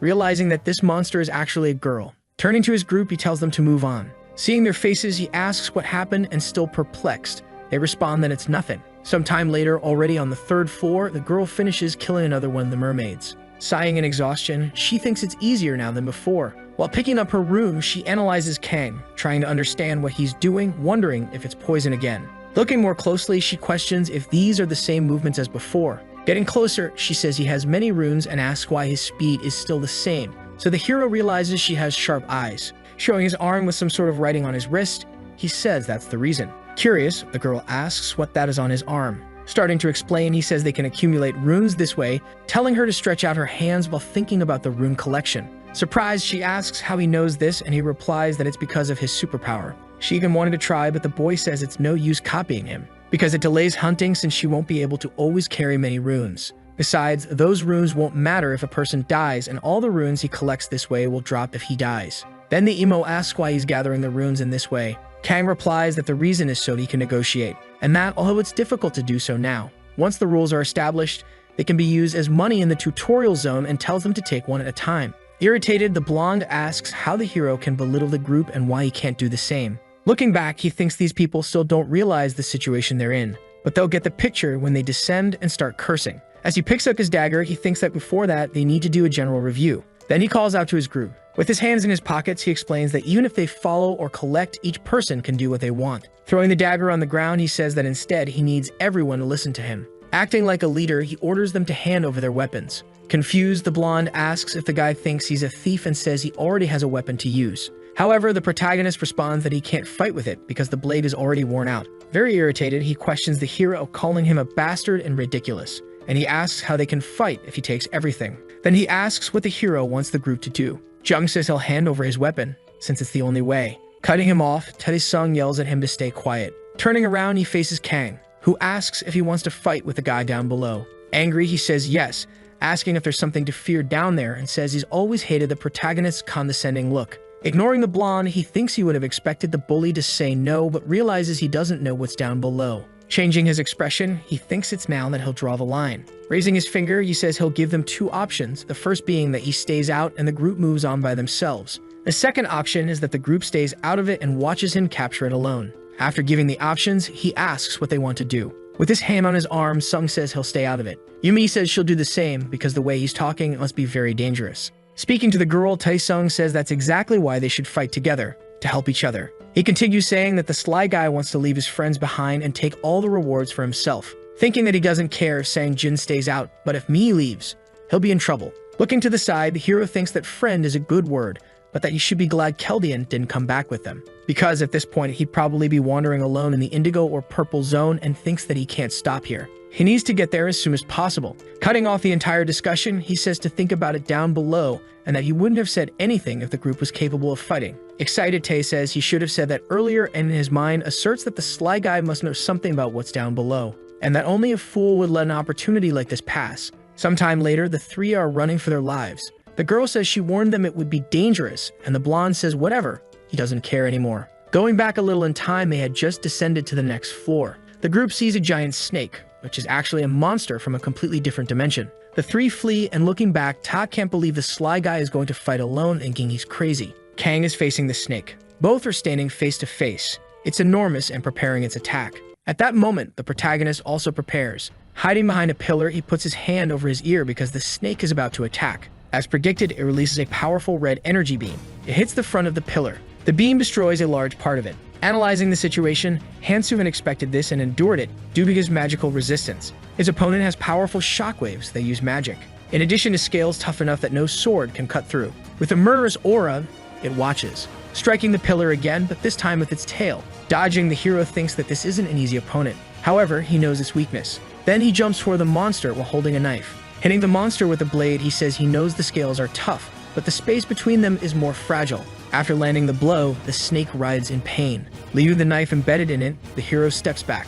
After feeling the hit, the snake becomes even more enraged, slamming the ground with its hard tail, forcing Kang to dodge. From above, it observes its opponent, who must be only 10% of its size. Quickly, it launches another shockwave, while the protagonist just covers his ears. After that, he begins to open his eyes. Something is coming toward him. It's the snake's tail, which hits him with such force that it throws his body far away, causing the wall to crack. Leaning against the wall and all bruised, he says that it's finally reacting now. The snake is still furious from the hit it took. Where he is, it's a tutorial zone, so even with high physical resistance, he ends up being vulnerable to poison. Focused on the objective, he thinks he still has 5 blades left. With a murderous look, he prepares to attack. Jumping toward the giant monster, he tells them to have a little fun until it takes effect. Meanwhile, the girl hears some sound. Looking toward the corridor, she thinks they're pretty far away, but even so, the sounds echo all the way here. Frightened, she wonders if Hansu will be okay since he's all alone. Tae asks the girl why she stopped, saying they don't have any daggers and that's why they need to run back to the convenience store. Nervous about the situation, she just stays silent. Heading in the opposite direction, she says she needs to go check, but the boy calls her attention. Deeply irritated, the blonde thinks that everyone has been ignoring him since they arrived in this place. In response, he runs after her, saying he doesn't care. The 3 of them start running, heading back the way they came. When they get down there, Mi calls for Hansu, asking if he's okay. But she gets scared at what she sees. The snake is biting the protagonist's arm. He seems to be in trouble, and the girl screams his name. The 3 on the stairs watch the hero's situation. While his arm is being crushed, Kang thinks he stalled for too long. Then he grabs his small knife, attacking the snake's mouth. It reacts, screaming in pain, and at that moment, it releases Hansu's arm. He stands up in front of the monster. Seeing it tremble and writhe in even more agony, he thinks it was great because he managed to hit 3 spots, and that it left a nasty bite on his arm. Since he managed to recover his stamina, he'll heal soon. In the future, some races began to demonstrate increased resistance and healing abilities due to their evolved characteristics. Because of this, poisons would become ineffective. Additionally, using powers and other skills would be even more challenging. But in any case, the prior poisoning turned out to be offensive and effective, and he wouldn't have come this far without the paralysis venom. The snake is lying on the ground, practically defeated, and he thinks now everything is easier. In the background, his group arrives and the girl asks if he's okay. Walking toward him, he seems surprised that they are still there. A bit scared, the girl says she came because she was worried and asks how the hero's arm is. He responds that it's just a scratch and that it's already healing, so she doesn't need to worry. In shock, Ta can't believe that Kang defeated that giant snake alone. Paralyzed, he thinks he always knew the Sly Guy was strong, and not that strong, wondering if he'll ever be able to catch up. Kneeling near the monster, Hansu looks confused. The girl asks if there's a problem. Holding the snake's shockwave rune, he thinks that this must be the reward because the monster is very powerful. Then he thinks it will be very useful if he has the magic rune, and that because of that, he can't activate this rune yet. With his arms crossed, the blonde says he's a little jealous, but Kang cuts him off, saying he's not going to use it. Knowing that he can only use 7 abilities, he understands it's impossible to maintain something like that. Intervening in the conversation, Sang-jin asks if he can use the rune, which surprises the blonde. Elbowing his companion, Tae says he won't be able to handle it, and that if the hero is going to pass it on to anyone, it should be to him. Nervous, the emo boy tells the bully that he already has one. Annoyed, he asks if it makes any sense for the emo to use it, since he was just hiding behind him a few minutes ago. Sang-jin responds that if he has something like that, he'll be even better than the blonde, and this irritates Ta, who says that he still hasn't taken enough beatings. Watching the 2 argue, Kang questions what they are doing. He explains that he's going to sell it, giving a 5% discount to whoever buys it now. Hearing this, they stop fighting. Tae asks if he can pay in installments, and Hansu replies that he can only if he has a guarantor, as that way, they can help each other. Sometime later, he asks if they've decided. The girl says she will take it, and in his mind, the protagonist thinks that with the level of trust there is, it would only end up going to her. Besides, he noticed that the girl consumed a magic rune earlier, and that she had nothing to hide, as it was a reward for defeating a monster. It's not uncommon because the more cards you have up your sleeve, the better, and he wonders if she has any survival instincts. Walking toward the hero, she says she has an agility rune, 3 sense runes, 7 strength runes, and 7 stamina runes. In response, the boy says he promised a 5% discount, so he will take only 6 strength runes. Happy, the girl says he's very fair. However, Kang tells her that if she gets into the habit of getting things for free in this place, one day she might end up dead. He concludes by saying that there's no such thing as a deal without a price in this world. Walking away, he thinks that from now on, he hopes they put in some effort. Walking near some crystals, he remembers that when there's a scaled snake, it means there's deuterium nearby. Seeing one of them, he says he's been lucky. Then he breaks off a piece of deuterium. From a distance, they think the hero is using his superpower again. The emo wonders if it's actually a hole puncher and a needle, while the girl thinks that despite its metallic appearance, it seems soft. Quickly, the protagonist steps away, piercing the snake's scales once again. Amazed, the two wonder what he plans to create this time, and in the background, Tae asks what they're doing. With the parts of the snake on the ground, someone in the group says it doesn't look very good. Tae asks if he's going to make poison again, and Kang explains that he's not. It's going to be something different, because although snake scales are very strong, they're not strong enough to be used as a weapon, so they need to be creative. This is the 11th tutorial out of 134 combinations of weapons that can be made using monsters and other things. The needle has a limited area of effect, so secondary damage like bleeding is harder to inflict. However, it helps you to identify the weaknesses of your enemies with more precision. And if you have enough confidence in your abilities to hit the exact point with the needle,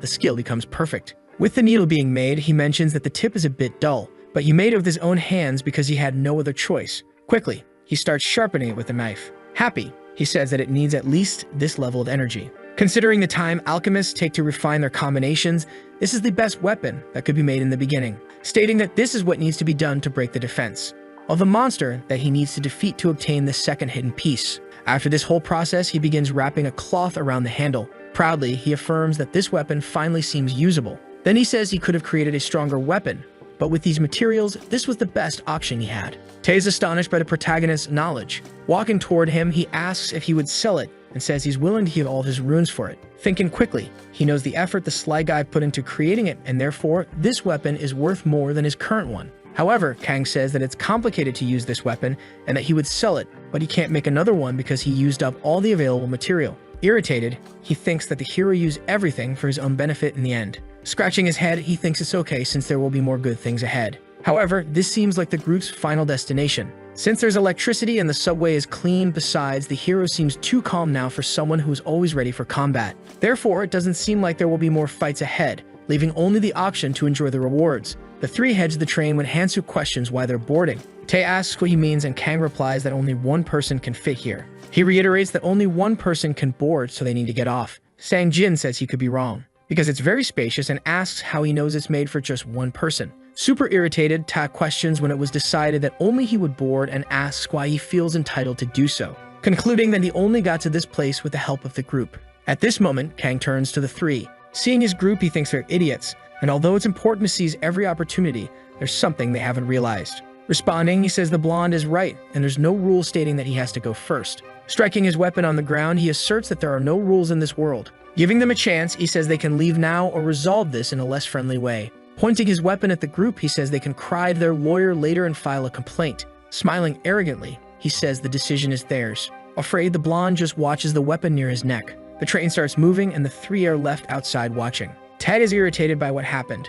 Bothered, he wonders if he really meant what he said. Going back in time a little, he thinks that if the three attack together, they might have a chance, and if they win, he'll take Kang's weapons and runes. Preparing for combat, he thinks that if they lose, they can just apologize and Kang wouldn't kill them. However, Tae is startled by something, seeing the protagonist in front of him, with a very terrifying look. In his mind, he thinks that if he had moved even a little, he would have been killed quickly, affirming that the hero is capable of much more than that. Back in the present, he wonders how he could have frozen just from being stared at. The girl says they shouldn't have insisted so much, explaining that they got here because of him and they shouldn't have provoked him like that, saying that they should move on. However, the blonde thinks that's why they never get anywhere, and that they should have used force. With a murderous aura, he asserts that the goal is to get stronger no matter what, certain that he's going to become stronger. Alone in the wagon, Kang reflects on the information he's gathered so far. The subway will make stops at 20 stations throughout the journey. At each station, it's possible to find a random artifact. Once you pass a station, there's no going back. The structure is designed to cause mental confusion, and even after reaching the end, there's no guarantee that the result will be good, so he needs to be cautious. Then he realizes he's already at the 12th station. So far, he's collected 8 weapons, including Laroon's crown, Kittle's claws, Obrang's metal glove, among others. These are weapons you can get by using one of the hidden pieces, and perhaps that's why they are of such great quality. Laroon's crown, combined with Sense stats, helps reveal the weaknesses of various monsters for a certain time. However, the protagonist can already visualize the weakness of all monsters, making this weapon useless to him. Having enough weapons, he hopes to find something different, like an object that increases his mobility. With that, he can move more swiftly during battles. Suddenly, Kang notices something. Seeing the random artifact from the station, he realizes it's the Manic Mist cigarette. Surprised, he didn't know this was one of the available items. When you place one of these in your mouth, the status of runes begins to increase, and the status grows as you keep smoking. If you finish the cigarette and inhale the smoke, the status of all runes increases by 20%, and the effect lasts 10 minutes. With the artifact in hand, Hansu feels excited. Holding the pack of cigarettes, he states that it's useless outside the beginner's zone, but for now, there's nothing better than this. Seeing this pack of cigarettes, memories surface. A blonde woman asks if he's smoking like before and that the more he smokes, the older he looks. With long hair, the protagonist remains silent. He's looking at the woman and both are wearing similar outfits. Continuing her scolding, she says cigarettes don't suit him, and that he'll ruin his pretty face if he keeps smoking. Back in the present, Kang says that this time it will be different. Sometime later, Hansu returns to the station where he was. Getting off the subway, he realizes his group has already left. Walking around, he thinks there are still 4 days left before the next hidden piece appears. So for 2 days, he has only 2 options. The first is to focus on hunting and collecting runes, and the second is to try to complete the available missions. Quickly, he asserts there's no reason to think twice. Looking at the pot, he says he completed some missions a while ago, but he doesn't know what items he'll get and that he needs to focus on the missions with the best rewards. Among the remaining missions, one has a good reward and a quick completion time. The reward is a sage's stone with a clumsy wizard as a follower. Its completion increases all stats by 10 and heals wounds that could be fatal. He concludes that this reward is impressive and extremely rare both during and after the tutorial. Then he remembers the origin of this crazy mission. Anvi Arin is a member of the Death Squad who was dragged to this place as a volunteer in a prison. From what he's heard, the people she trusted the most were always with her. However, as soon as it all started, she was betrayed and her fury awakened her powers. For 7 days, she mercilessly killed everyone in the place. After this event, she sought to end her own life, and thus the mission began. Remembering this, he thinks he should skip this mission as it conflicts with his goal of saving whoever he can. Knowing Meg is approaching, he decides to find the mission that takes the least time and realizes there is one. The reward is the selfish man's food pouch. So he decides to do that mission first. But before anything, he needs to make sure he has enough stamina and will focus on ensuring that tonight. Arriving at an empty diner, he wonders if he should eat first. Sometime after eating, he sees a hole in the ground, already knowing who made it. He says the moon will rise soon, and yet they had the audacity to do this. Excited, he decides to test their courage. Meanwhile, in the center of a city, some men are packing something. Watching from afar is the group from earlier, wondering how these people could steal everything. A girl complains that they were in such a hurry to flee that she couldn't save anything, questioning how they could steal everything, including from her. Nervous, Mi says her group might be strong, but there's a problem. The emo continues saying they are many, and Hansu hasn't returned yet, so they shouldn't act rashly. 2 young people whisper that they've never heard the emo talk so much. Pensive, Mi can't believe they found the convenience store and thought she'd have more time. The group of thieves begins to hurry. Sun Ho is with them and waves at the youngsters. The group then notices the eye contact. The blonde asks if he just waved, and Ta explains that they're trying to provoke them. He says they don't need to respond and should just leave. Walking away, he says they need to find more supplies elsewhere. However, deep down, he's irritated, wondering why that guy waved since he's been doing a good job. Going back in time, Ta had approached the group of thieves, saying that since they needed food, they should try the subway. Revealing himself as a traitor, the blonde says he'll show them the way to the subway so they can take everything. The plan is to make Hansu fight these guys for the food and ask for his help since there are too many of them. Sun Ho asks why he should trust him and says he must be plotting something with Hansu. The blonde grabs the guy by the shirt, telling him to follow him. Irritated, Sun questions if he doesn't know how much his brother helped him, but a fist comes close to his face. Ta ends up landing a hard punch on his face, throwing the man to the ground. With a frightening look, he says the 3 of them are weaklings and he wouldn't trick them. Bleeding from the nose, the man just listens. He continues, telling them to think about it because it's an opportunity. Back in the present, the 5 are gathered in a house. The girl sees Hansu and calls out to him. Relieved, she thinks he just came back, and that alone makes her feel more at ease. Happy, the blonde thinks there's no way to know it was him, so there's no need to be nervous. Even if they find out it was him, he can just make up some story. Mihi says that when they were behind Jizin and Youngyu, the guys took everything from the store, and Kang says he already knows. Then he asks how much food they have left. She responds that they don't have much and that they tried to take as much as possible. Intervening in the conversation, Tae says it just happened, and now they can just steal everything back, saying that it'll be hard for Hansu to fight all of them alone. Kang replies that they should eat first. Irritated by the response, the blonde questions if he's mocking him. Slamming the table, he says it doesn't seem fair,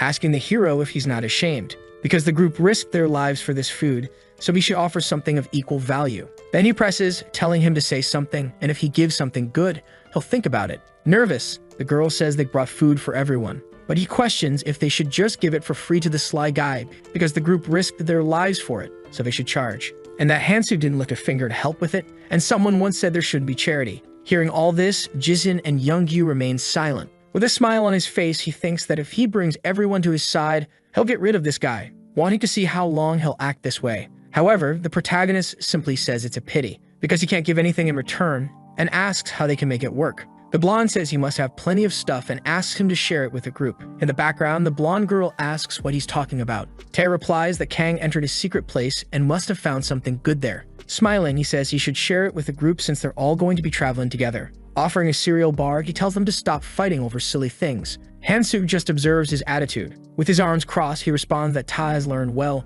and Ta tells him not to change the subject. Standing up from the chair, he thinks the blonde wasn't subtle, but that makes sense since he sees the hero as an equal. But he thinks that's not the problem, and that he's not staying with them because he needs the group as their runes won't make a difference. As he walks away, the blonde asks where he's going. In his mind, Kang thinks he came because of errors and that he did what he could. Suddenly, he remembers how Kang Ta acts, and then he can't imagine himself saying that because it's too cringe. Leaving, he tells them to take care and stay in the shade. Seeing this, Mei and Sang Jin get nervous. The blonde girl intervenes, saying they shouldn't fight and that they've made it this far without needing that. Looking back, she invites Mei to bring Hansu back, but Ta says if the guy wants to leave, fine, and there's no reason to stop him. As he watches the hero walk away, he thinks that he remained arrogant until the end. He continues saying that if they give him something, the sly guy will come back and that they don't need him. Turning around, he asks Mei what she's doing, asking if she's going to chase after that crazy guy. Approaching the protagonist, she says she's going with him and asks if she can come along. Nervous, she waits for his response. Answering, he says he can't take her with him. She says she understands that. However, Kang tells her once again that the decision to follow him is hers. This response makes the girl excited, but someone approaches from behind them. It's Todd, who says she still hasn't taken her runes from Sang Jin, and in his mind, he thinks he can't let her leave. Sang Jin speaks up, saying it's not a problem, because he's also decided to go with them. Surprised, the blonde puts a hand on his shoulder and asks if he's sure about what he just said. He questions if Sang thinks his father will go easy on his. He continues, saying he accepted the boy when he was nothing and asks if he's forgotten everything. Nervous, the emo asks what the blonde's father will do. He explains that they're stuck in this place and asks how he plans to tell his father. He concludes that none of this matters anymore, because there's no reason to keep listening to the bully like before. As Sang Jin walks away, the blonde is left in shock. Furious, he yells that they can go since the food is theirs anyway and questions if anything will change if they walk to another place. Consumed by rage, he says that in the end, they'll come crawling back. Sometime later, the trio walks through the empty streets. Sang Jin asks if they should have brought more food as they don't have much in their backpacks. The girl agrees while Kang observes a jacket. Putting on the new jacket, he asserts that it wouldn't have made sense. This statement leaves the two quite confused. Feeling great with the new jacket, he says they need to do something and that they should hurry. Nervous, the emo questions what this guy is thinking, because Hansu has the power to do whatever he wants, and if he causes trouble, it won't be worth it. At the same time, Kang affirms that he knows what he's thinking. However, he doesn't judge him since the emo knows nothing about the moon. Breaking the tension, the hero warns that it's almost midnight. Looking up, she asks what that means. Then she realizes something strange. Confused, she points and asks if something's wrong with the moon. The moon appears normal at first glance. However, a bizarre eye has formed within it. It's a giant eye that seems alien. In shock, the girl asks if the moon really opened its eye. Also frightened, Sang asks what's going on, because his food just turned into sand for no apparent reason. Worried, the girl checks her bag to see if it happened to all their food. Opening the bag, she realizes that everything they'd brought has turned to sand. Nervous, the emo asks about the glowing light he's seeing. Realizing it's people, he says that their hiding places are being exposed. The girl asks if they're glowing too, and the emo theorizes that they can't see who's nearby. But she's shocked to see humans glowing even through walls. Understanding that they can now see where everyone is and that this basically forces them to fight each other. Sang then asks the group leader if he knew about this. Smiling, Kang says that even with superpowers, he didn't know about it. But the emo thinks the hero's reaction wasn't that of someone unaware. Humans are fighting, accusing each other of stealing their food, blaming one another, and even threatening to kill. Some demand others hand over all their food in a desperate act. Hearing all of this, Kang thinks that this world is truly horrible, and he explains that the reason he told them not to take everything is that as long as this moon, which only exists in this world, is above them, all the people's food will completely disappear. At that moment, Hansu begins to walk, and the emo asks where he's going. Responding, he says he needs to do what has to be done. Meanwhile, the other group is in shock as all their food has turned to sand. The blonde girl asks what they can do now and if they should search for more food somewhere else. Her companion says that they already taken all the food from the store, and the blonde thinks that the sly guy already knew this would happen. Irritated, he questions if the hero tricked him. Frightened, the blonde girl calls out to Ta's son, telling him to look outside. In the center, several people are glowing. It's those bullies, and Sungho thinks Tai tricked him and starts looking for the bully. Watching through the window, the blonde thinks they don't stand a chance against this group. Suddenly, the girl says they should follow Hansu. Bringing her face closer, she questions if she really wants them to go back to the person who abandoned them. Shouting, she asks what they can do, saying that standing still won't solve anything. Continuing, she says that if they can't find them, they'll go after Hansu and offer their help that way. Her companion agrees, saying that this way they can make peace. Reluctantly, Tad thinks they're right, as a temporary alliance makes sense. Even though he doesn't like it, he sees this as a chance to make Kang owe him one. He then says they're right and they should help the group. Heading outside, he tells them to stay quiet and just follow him. However, something catches on his leg. It causes the bully to fall to the ground. Trying to remove it, he realizes this thing is stuck to his legs. Lying on the ground, he asks for help. Someone approaches, questioning if they'll be okay dragging the blonde along with them. Sunho's leader asks them to come closer, saying he needs to have a little chat. At that moment, the two begin to feel scared. Quickly, they both flee the scene, abandoning the blonde on the ground. Squatting down, the gang leader says Tai is still too young to speak that way. He then explains that this thing is called Oren's flypaper, saying that while Tao was making his plans, they were making theirs too. Standing up, he says that enough small talk. He then questions why only 3 members of the group are here and asks where the others are. Suddenly, he prepares to step on the bully, leaving Tao terrified by the situation. However, the man only stomped on the ground, and with his strength, he ended up breaking it. Trembling with fear, Tao Sung says he'll tell them everything, and that he knows where the others went. The bald man says he catches on quickly, but adds that someone else wants to have a word with him first, saying that they'll leave after this is settled. Sangho approaches, saying he won't feel satisfied until he gets his revenge. Irritated, the blonde thinks it could have been different if he hadn't been abandoned. With a maniacal expression, the man says they'll be gentle with the beating they're about to give. Several members of the group start kicking the bully, while he thinks about how he couldn't have been abandoned like this, saying that he'll kill the 2 of them. Elsewhere, the 2 are confused by something. A meal is being cooked in a pot. They both wonder how the 3 can be in this place, as if they're on a camping trip. Nervous, the girl thinks they should have known that the food would disappear. Approaching, she says she arrived just in time and tells them to eat together. After hearing this, the hero begins to stand up. In an instant, he makes a huge dent in the ground with his weapon. The girl is shocked. Chewing on food, he tells her not to cross that line. Irritated, she asks why he's being so childish and says it's Ta's fault. Curious, she asks what he'll do if they cross the line. Smiling, the boy says that based on his power, it won't end well for the 2 of them. The boy, who had been silent until now, says that the little power he has says many things. Responding sharply, Kang says yes, and that right now it will be dangerous with the 2 of them here. Looking back, they're surprised. The bald man's gang has already arrived. With an arrogant expression, the leader just watches.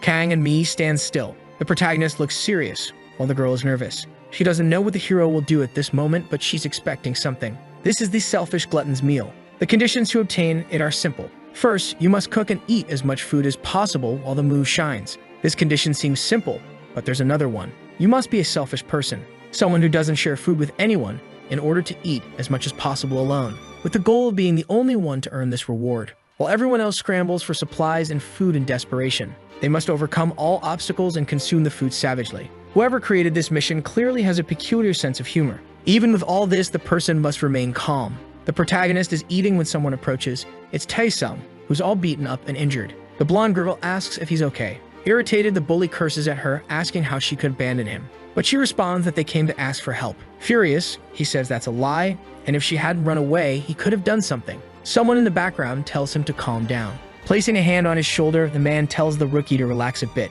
The man then asks Hansu, acknowledging his skill, where he found that meat. Confused, Kang replies that there's meat everywhere and asks if the man doesn't actually know what meat is. The 3 look disgusted, wondering if he really ate that. In his mind, Kang notes that they've already tested this, and those who ate the meat are suffering from dehydration due to its toxicity. Yet the protagonist is eating it as if it were a regular steak. Curious, the man remarks that Kang must have figured out how to eat it safely, to which Kang responds that you just need to boil it in goblin blood. Surprised, the bald man pauses. Tad mentioned that Kang has superpowers, and that this superpower helped him secure a valuable item at the station. He considers that today might be the perfect day to fight him. Tae admits Kang might be skilled, but he has the disadvantage of being outnumbered and is just a 20-year-old kid. He might have experience fighting monsters, but that doesn't mean he'll be able to kill people. At that moment, Ta questions what the rookie is doing. He tells him to go eat and chat with his friend. Nervous, the blonde asks why he has to be friends with that sly guy, but that agrees it's best not to cause trouble in front of so many people. Suddenly,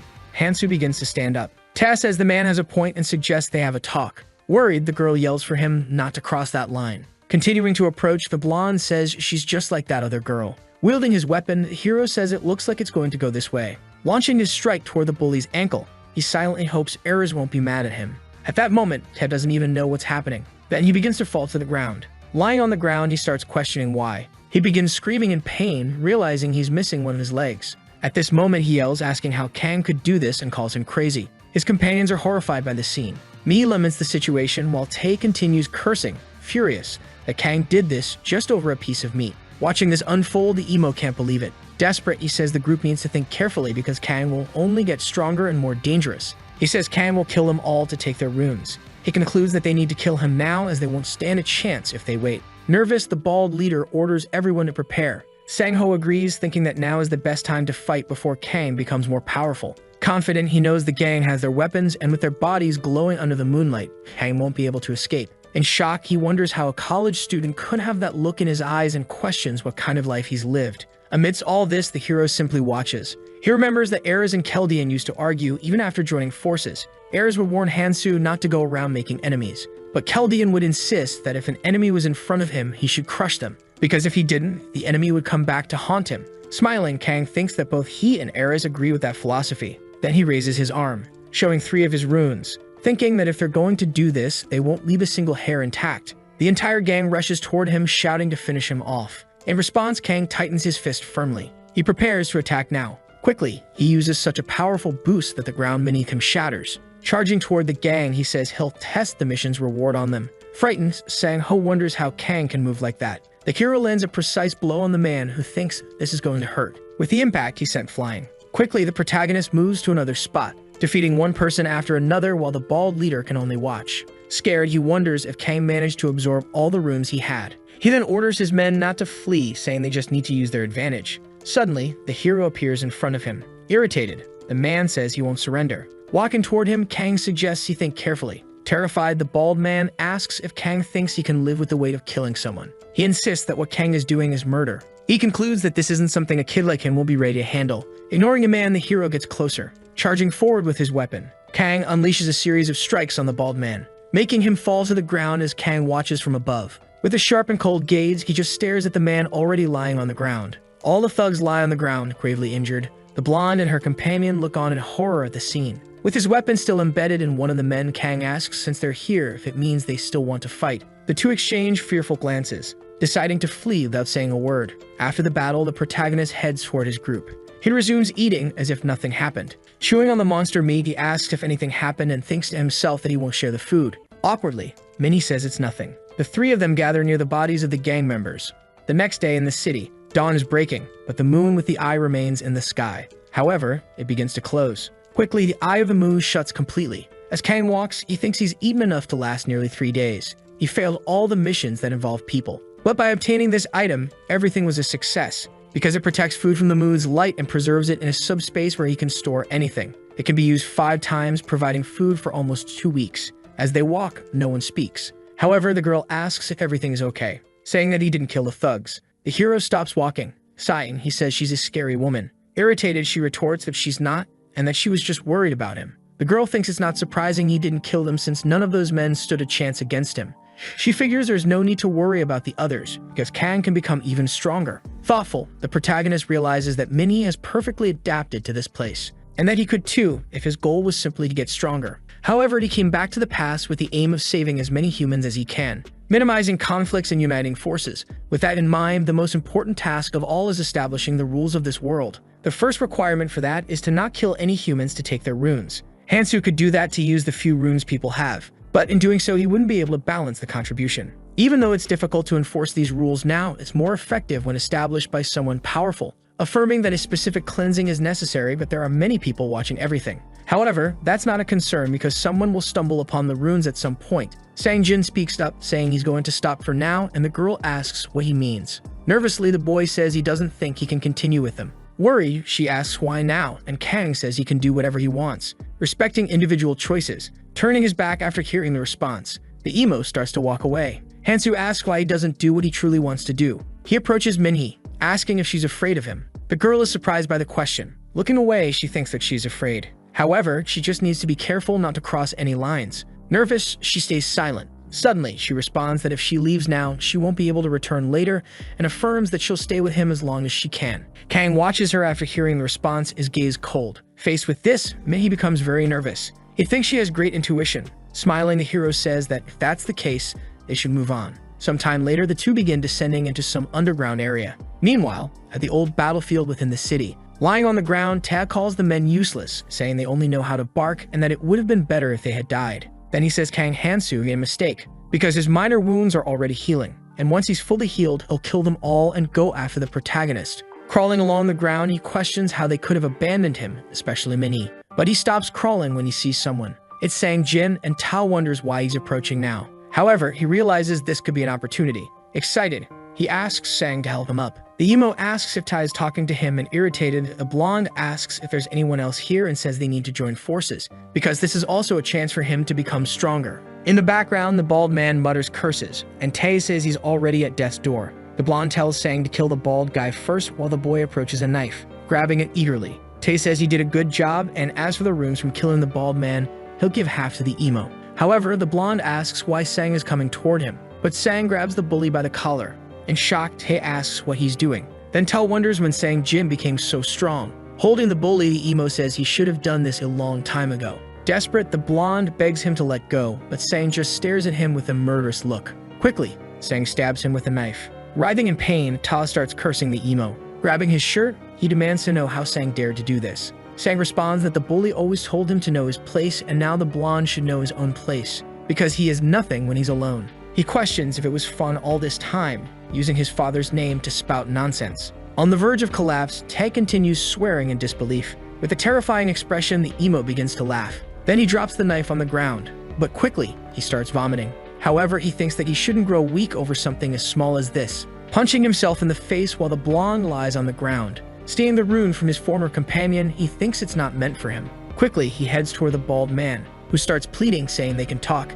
If Sang lets him live, they can join forces. Sang keeps walking while the bald man says they can become stronger together. As he walks, the emo says he now understands why Hansu didn't come after him. Facing the bald man, who's begging for his life, Sang questions how pathetic he must have seemed to the hero, saying he doesn't want his protection, and that all he ever wanted was the courage to fight by his side. Because if he had decided to get stronger instead of cowering, he could have stood by his side. With 2 runes in hand, he thinks that if he hadn't been so weak, he wouldn't have been abandoned. That's why he hasn't changed since the past, when he used to shrink back walking on eggshells because of other people. But now it's different. Now he wants to prove his worth. With a cold gaze, he decides he will become stronger, aim to reach Hansu's level. And he thinks that if he uses these idiots to get to the same level, the hero himself will see him differently. Elsewhere in the city, a few black birds are flying. Suddenly, they attack Minnie. The girl starts to take a deep breath. Using her ability, she lets out a supersonic scream, causing the animals to fall from the sky. Looking back, she notices something coming. It's a giant bird, which is quickly sliced by Kang's blade. Without hesitation, the hero saves his teammate. Awkwardly, the girl says that in the end, she needed his help again. But he replies that being independent and doing everything alone are 2 very different things. Handing her part of the kill, he explains that if an ability has weaknesses, the least she can do is ask for help from a teammate, telling her to carefully weigh the pros and cons of each ability she has. Checking her stats, she understands it's now the 3rd day since they arrived here. Relieved, she thinks it was good to have bought abilities from Hansu that increase magic and stamina to keep up with him. But, regardless, she needs to learn not to depend on him. She sighs, frustrated with herself. Kang analyzes his stats and notices that his stamina is at 42. The best method is to keep attribute values balanced, and it wasn't hard to find what he needed because Minnie was lacking in both strength and stamina. Suddenly, the system contacts them, notifying them to return to the starting point immediately, and that anyone who's late will be punished. Surprised, the girl realizes it's a fairy, and in the background, the protagonist calls her to go. A while later, the 2 are walking. She can't stop watching Kang along the way. Curious, he asks if she has something to say and assures her there's no need to be afraid. Blushing, she says it's fine. Very nervous, she asks if he's dating anyone. Flustered, she wonders if she asks something too personal. In her mind, she tells herself she shouldn't think of him that way, but he seems too generous, so she can't afford to lose him. Fidgeting, she thinks she wants to ask something else, actually. With a disappointed expression, Kang thinks she seems a bit too strict, but isn't worried about saying these things. And that Kang Ta would have loved to get this question, even if it was just small talk.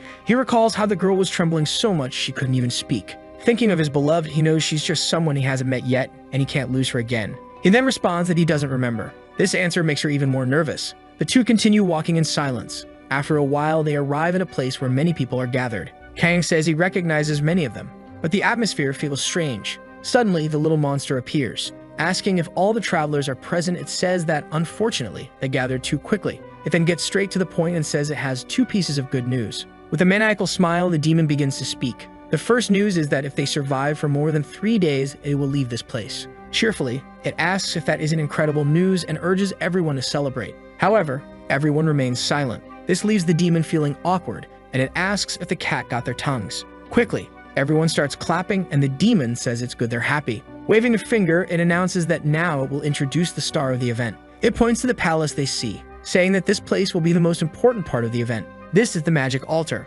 Seeing the building, the girl is surprised and questions the name altar. Continuing the explanation, the demon says there's a little creature inside, a very cute one that's waiting for everyone. Opening its arms wide, it asks if they see it. Introducing the little creature, it says this is the carnivorous beast, and they haven't fed it for an entire day, which shocks the people. Then it says the creature is dying to get out and play a little. With a sadistic grin, it explains that while the altar may seem amazing, it's weak and will soon break. If this little creature escapes, how many will survive? People look around, wondering if they'll have to face this monster if the altar breaks. Laughing, the demon says it's time for the second piece of good news. Lying on a pillow, it explains there's a way to make the beast sleep, and if it sleeps, it won't escape.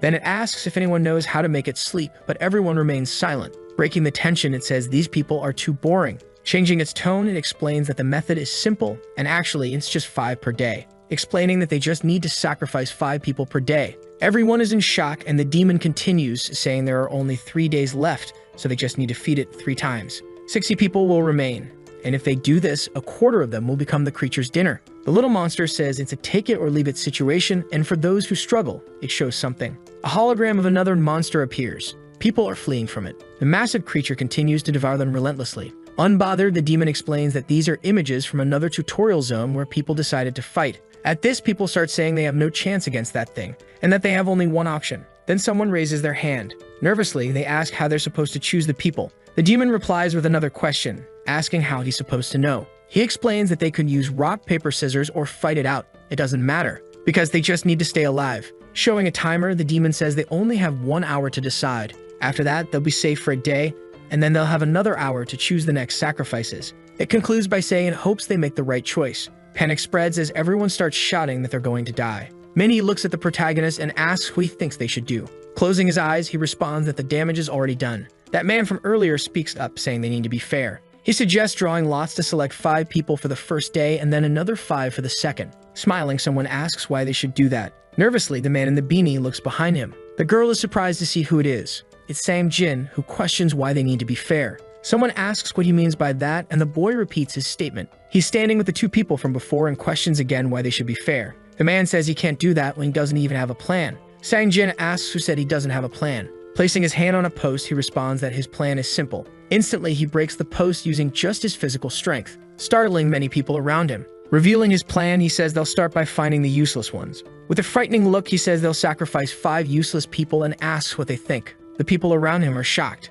Looking at them, he thinks that everyone is focused on what he says, even though he only has one ability. Smiling, he thinks this is wonderful. He then says they can't overthink it, and that 100 people have already disappeared trying to fight the more experienced ones. He questions whether people understand that it will be difficult to do this alone. Perhaps everyone will have to fight as soon as they leave here, so they need to help each other. Looking at the man from before, he says they don't need useless people like him. Sang Jin, with a cold stare, asks if it's not obvious to sacrifice the weakest ones first. He then turns to Hansu and asks what he thinks of this plan. In his mind, Sang Jin reflects that he's not the same anymore and wonders if Hansu has noticed the change. He wants to help him, as he has no intention of being his enemy, because even in this hell, he believes he can start over. But to do that, he needs Kang's help. Sang Jin is certain that Hansu will agree with the idea, thinking it's the only option. However, Hansu responds that it's not a bad method, but then says he has another idea, and if they follow it, everyone can survive without sacrificing anyone. This shocks everyone, including Sang Jin. Nervous, Sang wonders what this idea could be.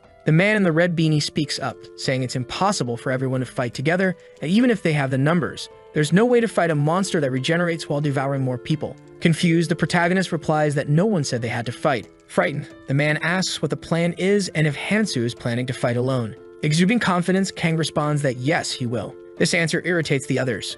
They question how he can fight that thing on his own. Suddenly, another man speaks up, saying they're not fighting goblins, and if they don't defeat it within an hour, they'll all die. Pointing at the timer, he mentions they now have less than an hour left. In the background, Sang Jin remains silent. In his mind, he thinks he would have caught up to Hansu by now. However, he's confronted with the protagonist's strength, which is already enough to face that giant monster. To his surprise, Hansu mentions that he plans to fight the monster, but says it's going to be difficult, making Sang think he's asking for help. Excited, Sang asks if Hansu is suggesting they fight together and that they can join forces. Annoyed, Kang says they never let him finish talking. This irritates Sang Jin, who becomes confused. He then asks what Hansu's suggestion is. At that moment, Minnie thinks he'll probably bring her along, but quickly realizes he would never do that. Finishing her thoughts, Kang says it's simple, explaining that if his strength and stamina increase by 30 each, he can fight the monster one-on-one. He then proposes something to the group if they give him their runes. Kang says he'll take responsibility and kill the monster. The people ask if only the ones chosen as sacrifices will give their runes and if it will be 60 runes in total. In his mind, Hansu calculates that with strength and stamina at 100, agility and perception at 50, and using a manic mist cigarette, it will be possible. Having spent his entire life fighting in this place, he assumes the numbers will be the same. And if he does this, he'll get what he wants. The second hidden item in the chaos, something even Keldian, Ares, and Kang Ta couldn't obtain. The one who discovered it was the monarch of Clementine's wrath. Even with the perfect personality to succeed, he nearly died trying. So even if someone wants the hidden item, they need to become the strongest possible. Breaking the silence, Hansu says it doesn't matter who gives the runes, and once he reaches the right numbers, he'll enter the altar immediately. He explains that delaying this won't help anyone. Nervous, the bald man says the weaklings will never have enough runes, and if they did, they'd be much stronger. Irritated, he demands the runes from the people and suggests they hold a lottery if they can't decide. However, someone calls him selfish, catching his attention, and he angrily asks what they said. A muscular man with long hair speaks up, saying the bald guy would be the first to be thrown on the altar if they were following the weakest first rule, questioning why they should give up their runes. He explains that the gap between the first and last place is huge. Staring down the bald man, he asks if the reason is that he has too few runes. Smiling, he says it's obvious the bald man is weak and would only try to run away. Irritated, the bald man demands to know who the muscular man thinks he is to talk to him like that. But the long-haired man warns him not to show his claws or he'll break every bone in his body. Frightened, the bald man asks if everything comes down to strength for him, saying that he can't even respect his elders. He then questions if they don't live in a democracy. As the muscular man approaches, he agrees, saying that's true, so they should vote. He tells the bald man to either hand over his runes and live another day or offer himself as a sacrifice, and that the vote will be secret, asking what the old man thinks. Kang steps closer to the bald man. Nervous, the older man says that Kang is strong and could easily take the runes from the muscular guy. He then suggests killing some of the stronger people, but before he can finish his sentence, someone punches him,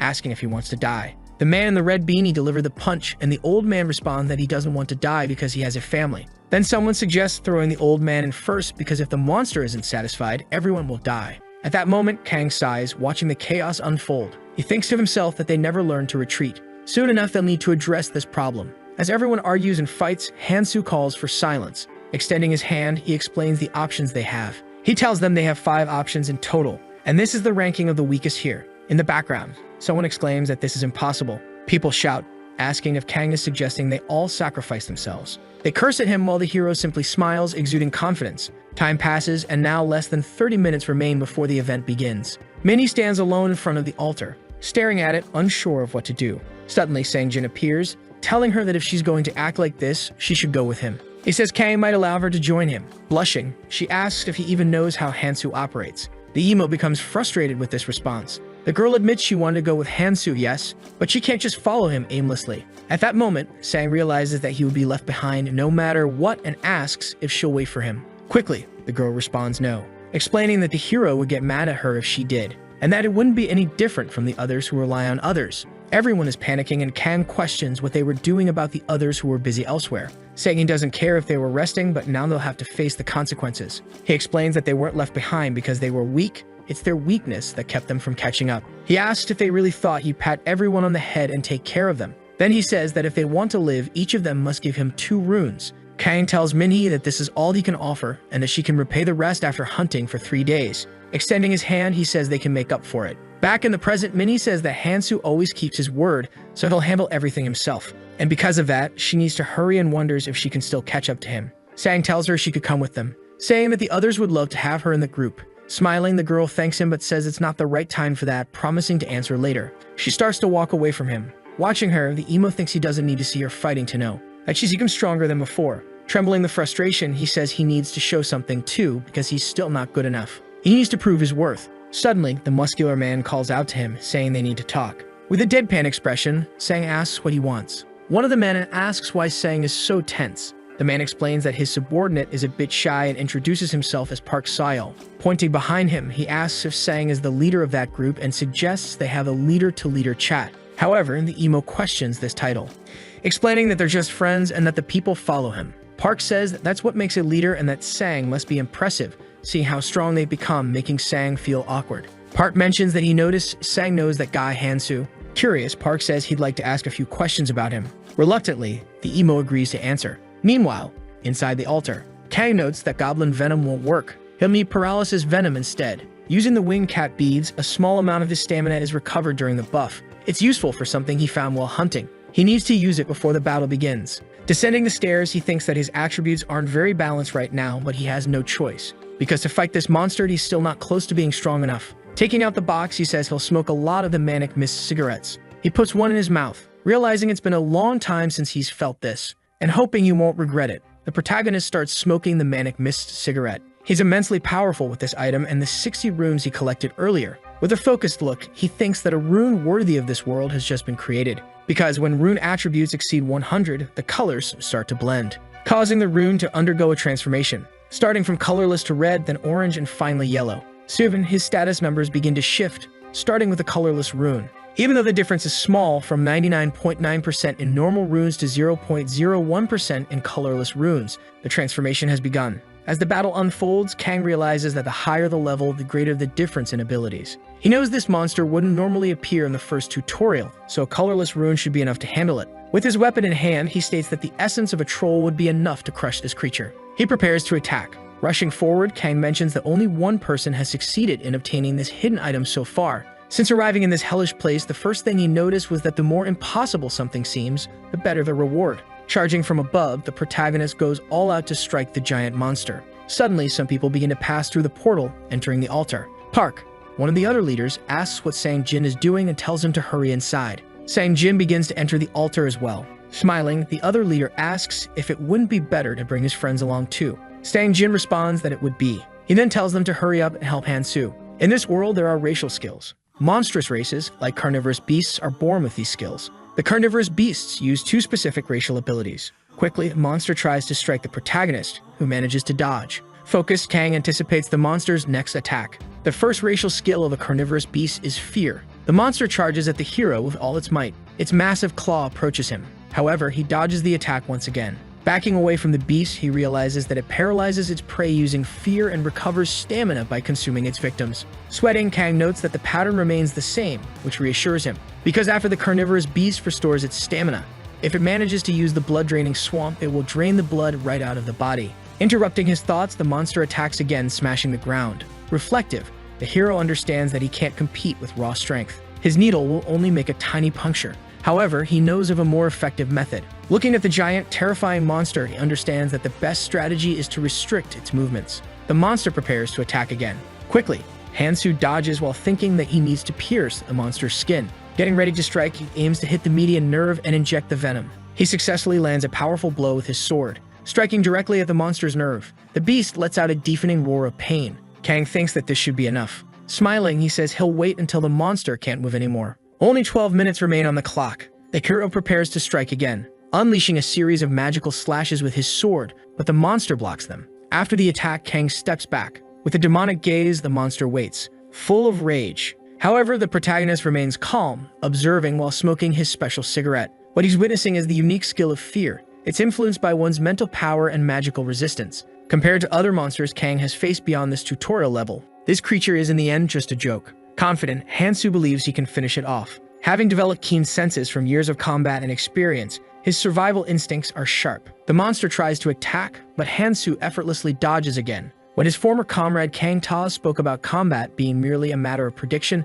the hero laughed at him, but now he understands what he meant. He can predict the monster's next move. He knows where it will move and where it will strike, allowing him to dodge again. Even with this ability to anticipate the monster's attacks, it's still not easy. Hansu admits that without increasing his stamina and strength, he wouldn't have been able to attack and evade the monster. Either way, fighting inside the altar was the right decision, considering the amount of time left and the limited resources. The other group watches and realizes that the hero can't be underestimated. The long-haired man comments that he can't believe what he's seeing, while his leader laughs, saying Kang looks pretty relaxed. In the background, Sang-jin observes as the two discuss how it seems Kang didn't even need the runes, and they were likely extorted. Then the leader says they just need to stick to the plan, and his companion agrees, saying they should descend quietly. From afar, Sang-jin shouts, announcing that they've come to help. Surprised, the protagonist looks over. But Sang-jin keeps calling out, telling Hansu to wait a little longer, while in the background, Park asks what he's doing, placing a hand on Sang-jin's shoulder. Park reminds him they agree to descend quietly, and the emo replies that Hansu needed to know they were there.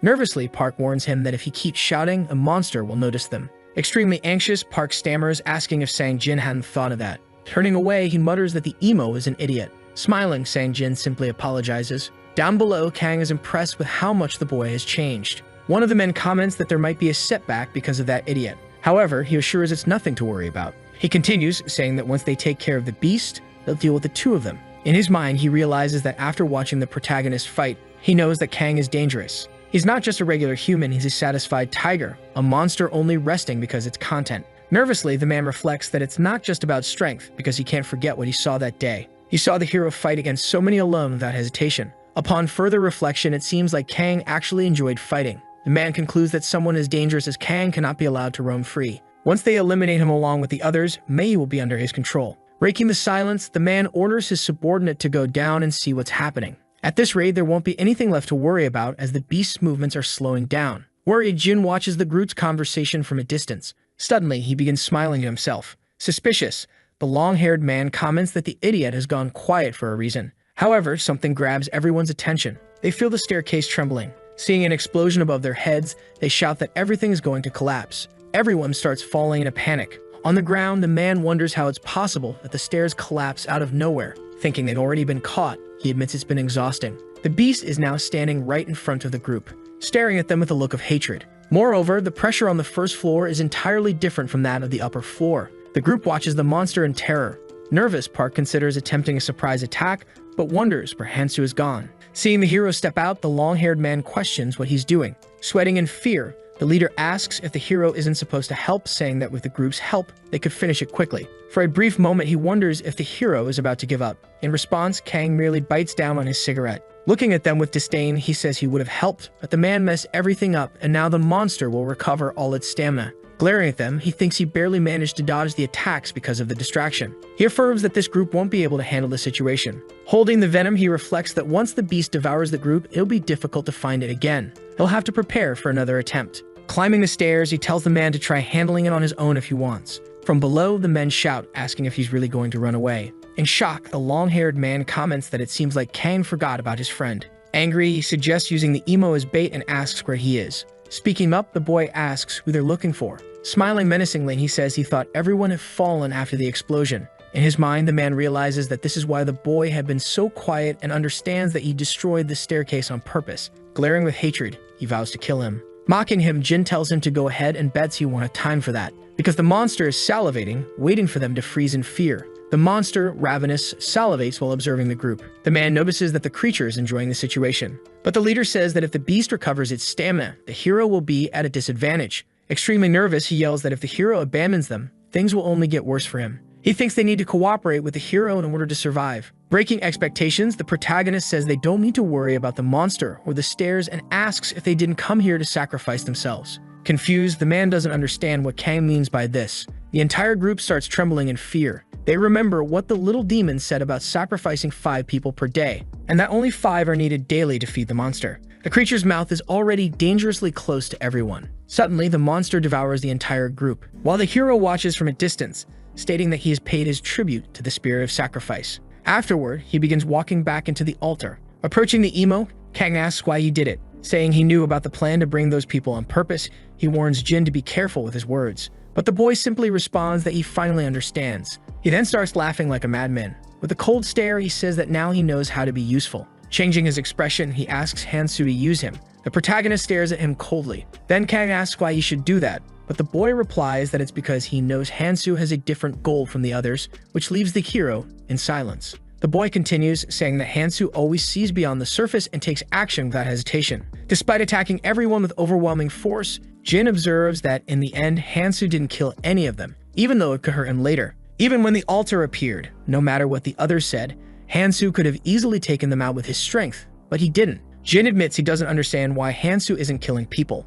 Nervously, he points out that anyone can see that this isn't the hero's true nature. Hansu remains silent, merely watching. Then Jin speaks again, asking Hansu to use him. He offers to dirty his hands in Hansu's place, and whoever trades places should either take Jin with them or at least let him follow. In response, Hansu laughs. Walking toward Jin, Hansu says he doesn't know. He mentions that how he dealt with things was complicated. Clenching his fist, Hansu admits that this time there was no other choice, and it was the only way to handle the others. Nervously, Jin insists that next time he won't let anything happen to Hansu. Shouting, he promises it will be different and begs for a chance. He explains that people will always try to get in Hansu's way because he stands out too much among them. So, for people to manage on their own, Jin offers to meticulously take care of everyone who gets in the way. That way, Hansu can focus solely on his goal. Most importantly, Jin believes that as Hansu grows stronger, he can become stronger too by following him. In his mind, Jin worries that if Hansu reveals his true goal, he may stop following him. Hansu begins to turn his head, suspicious. He asks what Jin would do if circumstances forced him to stay behind, even if he agreed to the plan.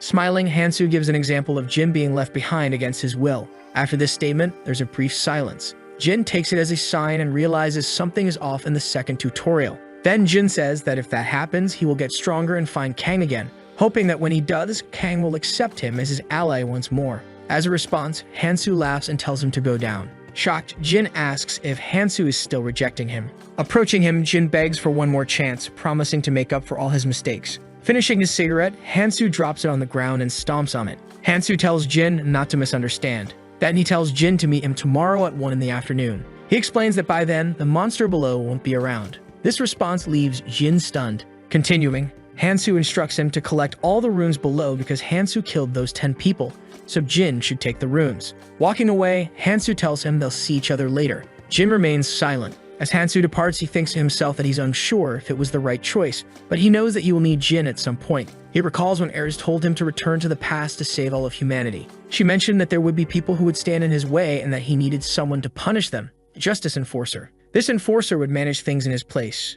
It's an essential role not only for Alice, but for every monarch in their world. The monarchs don't dirty their own hands, instead someone else does it for them, helping the monarchs move closer to their goal. With his arms crossed, Hansu originally thought of choosing Eren for the role, but he's now considering giving Jin a chance, though he's uncertain how much he can trust him. He recalls that once the second tutorial begins, everyone will be forcibly scattered, and when that happens, Jin's mindset might change. However, he understands that with some runes and 8 offerings, having a useful enforcer might be worth it. Still, Hansu knows that if this fails, there will be nothing else to do, and for now, his focus is on obtaining the hidden piece, willing to do whatever it takes. He vows to finish things once and for all. He wonders what he needs to accomplish next. Looking at the conditions for the second hidden piece, Hansu realizes that it's simple. Before the carnivorous beast destroys the entire altar and emerges, he must defeat it once and for all. However, this condition seems designed to be nearly impossible to complete. Suddenly, a mysterious magical portal appears in the area. Upon entering the portal, the system notifies that the secret mission has been completed. Hansu approaches a magical object, wondering what he'll find next. As Kang looks at the magical object, he feels a surge of excitement. Placing his hands on it, he realizes that it's the Ring of Nirmaha, the symbol of the Vampire King. Perplexed, he remarks that he can't imagine how the Berserker monarch managed to obtain this. He affirms that this is why no one has been able to claim it before. This is Nirmaha's ring. There are several standards for categorizing the levels of an artifact, but the most important standard is its color. A common artifact can never be more valuable than one with a superior color, although of course there are exceptions. Just as a traveler gradually develops their rune, growth-type artifacts absorb the rune and change color as well. Among all of them, there is one item that stands out as the best to have, the numbered series. Specifically, number 9, Nirmaha's ring. This artifact is symbolic of Clemente. However, despite the name, numbered series doesn't imply that there is only one. In the past, Clemente was the only one to own this artifact. This is why it bears symbolic importance. Through the 8 authorities that originated from this artifact, countless people were torn apart. Kang can't believe he now holds such an artifact in his hands. Gripping the item, the protagonist smiles, acknowledging how valuable it is. Considering how difficult it was to obtain this artifact, he knew it wasn't just some random object that could be tossed aside. But he's still surprised to learn that it belongs to the numbered series. This is Nirmaha's ring, a colorless artifact. The system notifies him that it can unlock an authority. From what he knows, the Ring of Nirmaha has a total of 8 authorities. However, being colorless, he can only unlock 1 authority. The system notifies him that the Authority of Destruction is available. Its ability is to deactivate individual traits and abilities, including passive ones and skills. However, to activate it, you must make direct contact with the opponent. Once the time limit is reached, the effect is automatically suspended. The protagonist thinks that the ability to nullify his enemy's powers at will is incredibly powerful, but to fully utilize this, at least one of his stats must match the colorless rune. Pondering this, he realizes he will need to acquire several magical runes from now on. Suddenly, he steps out of the portal. Outside the altar, Kang begins to walk. In the distance, the hero calls out his name. Amazed, Minnie said as she heard that Kang finally managed to slay the carnivorous beast. However, her excitement quickly turns to fear. A huge shadow begins to rise over the street. Time has completely run out, reaching its end. The group watches as the altar simply vanishes. Kang reminds Minhee that he had told her before. Smiling, he says he promised to take responsibility and eliminate the monster. Seeing this, Minhee blushes deeply. Embarrassed, she fixes her hair and nods. The emo, Jin, realizes that Kang really did succeed, and he feels validated in his trust in him. Hansu mentions that there should be some time before the next tutorial begins. He tells Minhee to start hunting. Nervously, she calls out to Kang. She says she wants to take a different path from his now. Minhee admits that she doesn't feel qualified to stay by his side at the moment. When she's around him, she tends to rely on him too much. Smiling, she says that fortunately, Jin offered to come with her. Confirming this, Jin happily states that she's welcome in the group and that everyone will like her. As she gazes at Kang, Minhee thinks it's a shame. But she believes that parting ways for now is the best option. Kang reflects that they would end up taking different paths anyway when the new tutorial starts. He understands that Minhee is only thinking from her perspective, and that's fine. So he tells her that it was a good decision.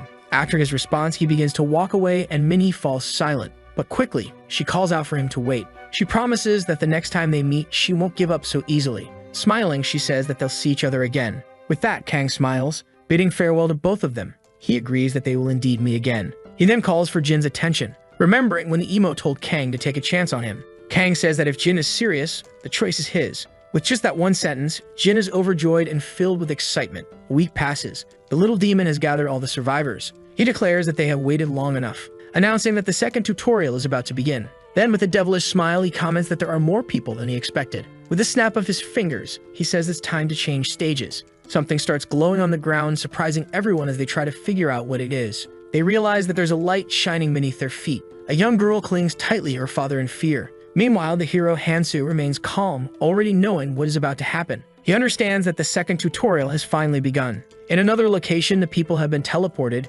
confused and questioning where they are. The girl is terrified. The little demon, Diabolus, appears and asks if everyone is present. The system announces that before entering the tutorial, they need to adjust the number of people. One of the survivors, already nervous, demands to know what they mean by adjusting the number of people. The system clarifies that from now on, it must do one thing. They need to limit their rune to 7 people total. The system reiterates that no rune can have more than 7 people. Nervous, Diabolos realizes there are 8 people in their room. The system explains that each room has different scenarios, but the start should be the same across them. It asks the group to discuss the matter amongst themselves. One of the survivors thinks to himself that he had suspected their progress had been too easy up until now. He wonders what they should do next. Looking at Hansu's weapon, one man comments that it looks strange, like a needle. He questions if this guy is really Hansu, saying he hasn't seen Hansu's ability in action yet, but it must be impressive to witness. Then, a woman steps forward, suggesting that whoever is left behind should work together. She adds that, in any case, someone has to go. Smiling, she proposes that everyone introduce themselves and make a case for why they should stay.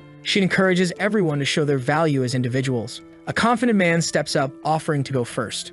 Arrogantly, he presents himself, sure that no one in this room could defeat him. He boasts that he's certainly not someone to be dismissed. Hansu, observing quietly, realizes that the man is using Art Q1. He understands that this is a unique ability that uses magic to enhance one's stats. It also allows the user to empower their weapon with magic, just as this man has done. Art Q1 is definitely a unique and useful skill. Despite this, Hansu knows the man's effectiveness is limited. Still, having a skill like this is better than nothing. The red-haired man continues, claiming that if skill importance is considered, he has the upper hand. Introducing himself as Kangmin, he reveals that he possesses the healing ability. With his arms crossed, another man introduces himself as a combat expert. Frightened, one of the survivors panics, saying they shouldn't kill anyone, pleading for an exception because they are a family. After this, the room falls into silence. The confident man turns to the woman who first suggested the idea of introductions and challenges her to lead by example. Blushing, the girl introduces herself as Jimin. She nervously announces that she'll now demonstrate her ability. The blonde-haired man, trembling, asks why she's getting so close to him. Seeing her approach with a menacing gaze, he warns her that she'll regret coming at him so boldly. Suddenly, something strikes him. Jimin uses her ability, stabbing the man in the back. Everyone in the room is shocked. Even the man with his family watches in horror. After defeating the blonde man, Jimin collects his runes, grinning and calling herself lucky. Embarrassed, she admits she wasn't sure she would get the rune but plans to take the skill. Smiling, she offers to split the remaining runes with the others. One of the survivors realizes she's completely unhinged and mentally notes that they need to be cautious around her. In the background, Hansu sighs, watching everything unfold. He reflects that, thanks to someone who didn't know how to handle a better ability, everything has become easier. He understands that the people who died in the past are now present, and thus the entire flow has changed. Smiling, Hansu knows things are progressing in an interesting direction. Suddenly, the little demon appears, commenting that this rune reached 7 people faster than the others. Now the demon says it's time for the explanation. He declares that he will first show them something. Unveiling a surreal landscape, he explains that this is the path of ascension. Their task is simple, he says. They must keep climbing this massive path for 3 months and reach the dormant volcano at the center of the 2nd floor. Once they pass this second tutorial, the whole world of adventures will open up to them. Wishing them the best, the demon vanishes. The group begins walking across the bridge with Hansu leading the way. Trying to lighten the mood, one of the men encourages everyone to stay together and get along. Watching the protagonist walk ahead of them, another man grows irritated, wondering what Hansu's deal is. Just then, one of the survivors notices something strange happening.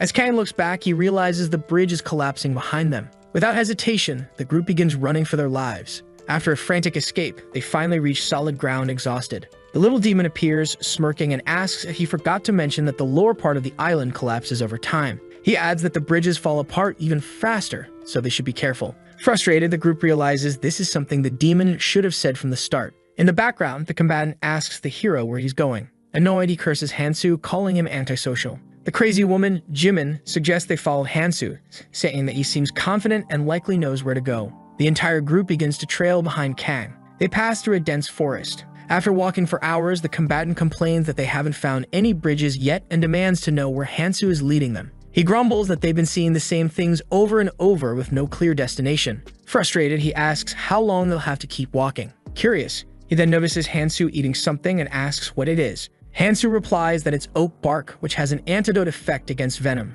Perplexed, the man asks why he would need that. Suddenly, a giant snake appears. Reacting quickly, Hansu grabs the man by the shirt and throws him to the ground, saving him from the snake's strike. His expression shifts as he realizes he's found what he was looking for. Startled and terrified, the man asks how Hansu knew about the attack. Using the same nonchalant tone, Hansu attributes it to his superpowers. Shocked, the man watches as the snake bites Hansu's arm. But Hansu quickly retaliates, attacking the snake while calling it stubborn. The creature, an adult runic serpent, has a temperament that changes based on the rune on its head. However, there's no consistent pattern to these changes, making its behavior unpredictable. Frustrated, the man realizes the snake's attacks leave no room for recovery. He recalls that someone named Han Cho had mentioned a trick to defeating them, but at this rate, it's not working. Angry, he turns to the family hiding behind him, asking why they aren't helping and telling them to stop hiding behind him. The father nervously apologizes, saying he must protect his family above all else. This response infuriates the combatant even more. He grumbles that having a family has nothing to do with fighting and wonders if they're trying to get themselves killed. He then turns to the bespectacled mage, asking if he has any excuses since he has no family to protect. Adjusting his glasses with a sadistic smile, the mage replies that he can't risk getting hurt in battle. He explains that if he's injured, he won't be able to heal the others. Reacting to this, the combatant sarcastically asks if the mage's sword is just for show. But then he concedes that the logic makes sense since the mage is the team's healer. The mage smugly reminds the group that his healing comes at the cost of 3 strength runes. Hearing this, the combatant is left speechless. Shaina turns to the combatant, asking what he plans to do. Sad and frustrated, he walks through the grass, wondering if he's the only one who finds the situation unbearable. The bespectacled mage taunts him, urging him to charge ahead. Meanwhile, Hansu then calls someone using his technology. It's a person named Chio, who asks what he thinks of the new group. And the man responds to not even mention it, and asks how things are going over there. The person on the other line says it's not too bad, and that apparently there is someone from the rescue team from the next floor, saying that he needs to find recruits along the way to expand the group. So the man wonders who he can bring along to the group among all the available options, remembering Hansu, who claims to have superpowers. He also remembers Jimin, who is apparently crazy, in addition to the cunning Marin who wears glasses. And of course, there is still a family of useless people. So he says they must survive above all. He says they will talk later and says goodbye to the captain. Suspicious, the protagonist just watches the fighter and only says that it's too early for someone with monarch traits to have already manifested them, stating that part of the attributes of a person that all monarchs possess is the literal ability to lead a group. And to become a monarch, in fact, the monarch gives their clan members their own symbol. All who bear the monarch's symbol have their bond with others strengthened, making it possible for the clan to communicate among themselves. However, the number of people the monarch can assign to this group is limited, but for now, they will be busy trying to recruit more people. Thinking about this, if the protagonist wants to compete with the monarchs, he will have to start doing the same. Because to be heard, he needs to be strong enough to draw attention. Sometime later, all the lizards and rune snakes have been destroyed. Then he wonders if they have already left the area since the number of the dead is decreasing. The protagonist moves forward, understanding that they are almost at the nest of the mutant rune snake, and that they are finally close to the reason he is there. The mutant rune snake is much larger than the others and has a different scale. It is the rune-eating snake. The family man behind everyone asks for calm, wondering if he really needs to fight this giant snake or if it could just ignore them. But Hansu says that if he wants to leave for that reason, he can go, as he doesn't care either. The man says he doesn't know what to say and that they should walk as a group. Facing Kang, he says that the man got something wrong, affirming that he is not walking together with the group. Then he explains that they were just walking in the same direction, but it's already time for them to separate. The girl says there's nothing to do, and the man, desperate, asks who's going to fight like that. Smiling, Jimin says they can't force the boy to stay with the group, and asks if the man is going to back out as well. But this response also leaves him in shock. Then he says for them to continue. The fighter is curious about Kang's decision, thinking he understands that he heard the hero is stubborn, but he can't abandon him this way. The doctor asks him why he is standing still, saying that if he is thinking of bringing the boy to the group, he might as well forget it. Sighing, he responds that all this time he was the only one not healed by him, and that people like the hero don't listen to others. From what he analyzes, he's also not the type that will live for long. Hansu thinks it's a pity for such a talented person, but there's no other way. Fighting with the protagonist, the giant snake tries to strike him. Then he tries to dodge when the rune is active, but when he removes the agility rune, it attacks. Quickly, he charges at the creature, attacking it with his powerful needle, realizing that it is stronger and faster than the scaled snake he faced in the previous tutorial. However, it's nowhere near the carnivorous beast. Analyzing the fight, the hero understands that when he attacks the snake, it switches to the resistance rune, weakening the damage, understanding that if he takes more time, he won't be at a disadvantage. But it's going to be a hassle to deal with this situation, stating that defeating this creature will be simple, since he just needs to focus on the trees in the center of the clearing, which are shaped like a nest. So you must ignore the snake and first attack that place, because that way, instinctively, it will ignore its own defense to protect the nest. Running from the snake towards the nest, he understands that it works. However, he suddenly stops running, attacking the giant snake with multiple strikes with his needle. Happy, he says he got his hands on it faster than he imagined. The reward is the egg of the rune-eating snake. The egg is starting to hatch. In his hands, he holds the egg of the rune-eating snake and the rune he just took. The egg then begins to hatch more intensely, and some living being emerges from within it. It is a young rune-eating snake. It eats the runes and spits them out immediately. Curiously, this young snake eats 3 random runes and spits out 2 chosen by the owner. So you need to give it 3 to receive 2. Then he says that she can get all the runes she wants. But getting the runes he needs is much more important. Understanding that for now, he should focus on increasing his magical and physical resistance, telling the little snake that now she can rest. And with that, he has achieved his goal, having to soon leave this place. The child asks his father where they are going, and he tells him not to make noise. Looking at the map, he realizes that it's not showing the structures in much detail, and that they can't move without thinking when they don't know who might be out there, wondering where they will be safe on this island. Irritated, he thinks about what would have happened if he hadn't been abandoned by the others. Your wife says she heard something coming from the bush. Trembling, he spreads his arms, questioning whether it's a monster or another person. But who emerges from the bush is Kang Hansu. He asks what the family is doing in this place. Nervous, the man asks if he was eating the monster he went to fight. Quickly, Kang responds that he killed the monster. In shock, the man questions if he really killed it, and that he came back with only a scratch, since it hasn't been that long since they separated. Then, the hero asks where the others from the group are. With that, the man starts telling the whole story. Going back a little in time, his family had been abandoned by the group. The man said it was very dangerous for them to separate, and that they shouldn't do it. But the commander sighed, estimating that the man's plan was just to relax while they did everything. Jimin agreed with the fighter, saying that they lost one of the best, and that it was annoying to take care of people like them. The doctor said he should stick with whoever was stronger. Irritated, the man remembers this and says they separated, and that they even blocked the path so they couldn't follow them. Muttering about how they are idiots and how they were despised, the family man asks Hansu where he is going, and the boy replies that they need to walk because they have already lost too much time. The wife tells her husband that they should also go, so the family begins to follow the protagonist. Turning around, he asks what they are doing. Nervous, the man says that the hero himself said he was never with them, and says that this family is just making their own way. Ignoring the response, he thinks he is very straightforward. Then he tells them to do as they please, because he will fight alone anyway. A little while later, he is already annihilating some wild monsters, saying it's very difficult, but because of that, his attributes are getting better and better. After that, he puts his young little snake on the ground to grab the rune, and considers it a good decision to focus on increasing his resistances first before anything else. The snake is eating the life rune of the moment, humming, His attributes are rising a lot, especially his resistances. The hero stares at the knife, thinking about cooking something with the rest of the monsters. The daughter blushes and is very excited to see that Kang is getting stronger and that it's amazing. Then she wonders if they should also fight, but her father says there's no need for that and that just being together is already like a blessing from the gods. So they just need to find a safe place to stay. Then they decide to follow the protagonist. The three of them are running after him, trying to keep up. The girl wonders where he is going now. Then she notices he is entering a tunnel. He is moving forward, fully focused on the tunnel, while the family is also following him, but they are a little scared.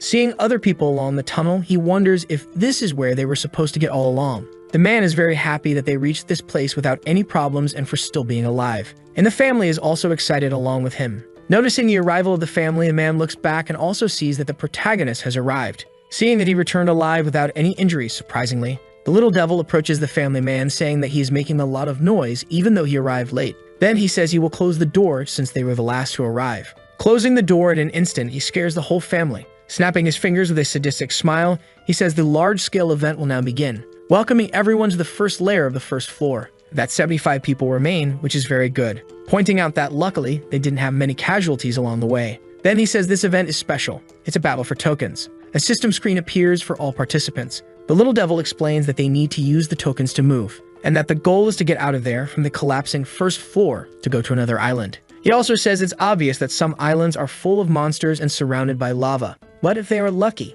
they might end up on a central or southern island, which have many treasures. Excited, he says that everyone would want to go to these easier islands with treasures, but that way it wouldn't be fun, so there will be some rules. The capacity of the boats is only 3 people, and they need at least 3 tokens to board. However, if 3 people use 3 tokens, they will be randomly separated to different islands, whether on a central island or farther away. If 2 people use 3 tokens, they can go together, but they cannot choose their destination. However, if someone uses all 3 tokens, they can go wherever they want. Everyone is frightened, except our hero. Smiling, he talks about sympathy, and in his mind, he understands that she was the last one, and all who could have ascended are already gone, leaving only 1 boat. With the map in hand, he says that the islands farthest from the center are all collapsing, and that the difficulty of each island will vary greatly. Therefore, the more advantageous the position, the better. He says there are about 30 minutes left before the entire first floor collapses, and that they have a total of 25 boats scattered around the crater. With a very sadistic smile, he tells them to start and that they need to survive no matter how,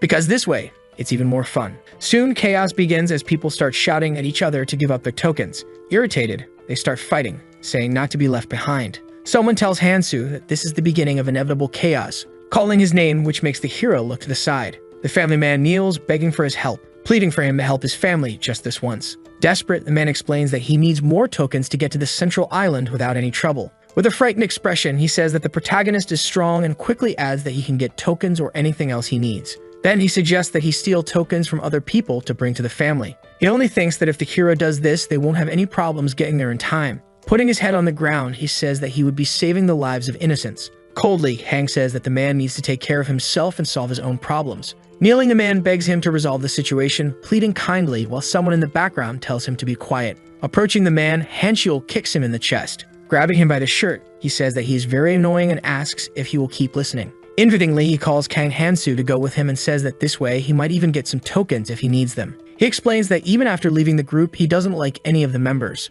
Clenching his fist, he asks if Kang feels the same way, and since he's also strong, he can join those of the same level. Then he explains that this is a power his companion awakened, different from a skill, and if Kang agrees, he can obtain it too. The man says he already talked to the leader about him, and the leader agreed. Before he could finish speaking, the protagonist quickly refuses the invitation. Confused, the fighter doesn't understand anything. Explaining, he says they are not like those useless people, and that he doesn't understand the real value of having a clan. Persistently, the protagonist says he knows very well what it means to have a clan, remembering the bonds he had in the past with other people. But this time, he will not be subordinate to anyone, because this time he would end up distracted from his own goal. Hankyul then says there's no other option, throwing a token on the ground. He then explains that he stole the token from that pathetic man, concluding that it's a shame he refused, but that he also can't always do what he wants. Excited, he says he'll meet up with the others on the central island, so he can consider this an early gift. But in his thoughts, Kang says it's a useless effort because it doesn't matter at the moment. The blonde man approaches, saying there's a token under him, and another says that if he doesn't take it, it's up to him to grab it. Quickly, several people head toward the token on the ground. One ends up grabbing the token first, but they start fighting amongst themselves to see who will keep the token in the end. One of the men goes with a knife toward the girl's father, who begs not to be killed. The man with the knife grabs the girl by her coat, saying they're a family and that he'll give her a dignified death. Then everyone starts screaming in an endless chaos, thinking that this family was placed there to watch a show from the beginning, and that no matter how much effort they put into the situation they are in, even their death is planned in this place. Jimin catches the protagonist's attention, asking why he refused Hanchul's offer earlier. He responds that he has other reasons and asks why she wants to know. With a scary smile, she says she also has a proposal for the hero, showing that she belongs to a clan, and tells him to come with her. He starts nodding his head, saying no, and she smiles, saying that was expected. However, she says that before leaving, she has one more question, asking if he hasn't left yet because of the sense of empathy. Then she says she doesn't think that's his type. She begins staring at the hero, who ends up staring back at the girl. And no one will know what happened down here because those who stayed won't even be able to protect themselves. In his mind, he thinks that all of these people are ones he could have saved at some point. However, in the tutorial, where the fairy's power is immense, he won't be able to save everyone, so he only has one thing left to do. Gripping his weapon, he apologizes to everyone around him, thinking that he knows very well the fate of those who cannot move on to the next island, down below where the sea of poison lies, while the fairy seemed to enjoy watching all the people melt one after another. He could only watch all of this without being able to do anything. So he says people can hate him as much as they want. In his mind, he thinks that instead of suffering while being exploited by them until death, he is being merciful in his own way. Sometime later, he is feeling the breeze inside the boat. The devil says that he is truly incredible, that he didn't expect him to do that, but regrets the fact that it was too easy. Laughing a lot, he says that Kang is a rising star and doesn't need to worry because he won't go gossiping about it. With a sadistic smile, he says he will be waiting for him up ahead. Reflectively, Kang thinks that he won't regret it and that he didn't come back to save everyone, but to win as quickly as possible. He cannot falter, affirming that he must keep moving forward. His next goal is the Central Island. The system notifies that all 1921 travelers who arrived are very welcome to the Land of Opportunities, known as the Central Island. There are a total of 3 important things on the Central Island. The first is to defend the castle that holds the crystal. The second is to grow stronger through the underground dungeon, the only dungeon in this region. And the last is that the monster wave is coming, so you need to protect yourself. The archers are trying to destroy the undead wielding swords in a fierce battle between them all. If they can hold the wave here, they will survive during the day, so they must stand firm. One of the men is on the ground, saying he can't do it and hopes to survive another month while begging for help. Another shouts at him to maintain the defense line. Slamming his hand on the table, someone says they need to establish some rules, explaining that the defense was almost broken in just one day, and that's why they suffered serious losses. This is Park Jung-wook, MK of the Monarch clan, who says that if things continue like this, they will fail to protect the crystal. And Ju-yeon, from the Huizhong Monarch clan, says they should discuss this matter when the other monarchs arrive.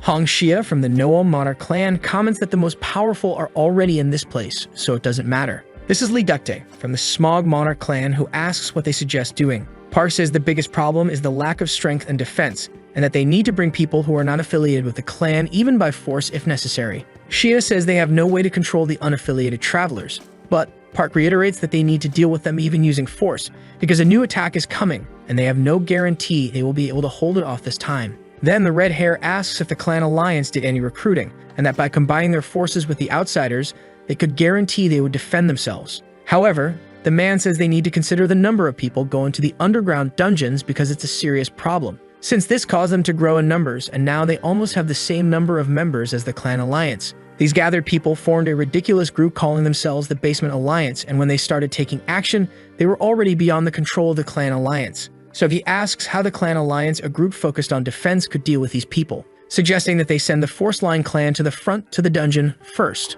One of the monarchs intervenes, saying that if this is the plan, the smaller clans should go ahead to minimize losses. Biting her finger, the purple-clad monarch says that if at least the original 1900 had focused on defense, at first everyone participated in defense because everyone's survival depended on it. However, some people started returning from the dungeon with powerful artifacts and became stronger. Soon, everyone on defense began going to the dungeons one by one. Then she wonders how they will be able to defend the crystal for the next month, and someone arrives in the background. Arriving all smiles and happy, Jimin says she's not here to pick a fight this time and mentions she brings important news. She mentions she received a report that someone is going mad and fighting against the Basement Alliance. This information leaves her colleague in shock.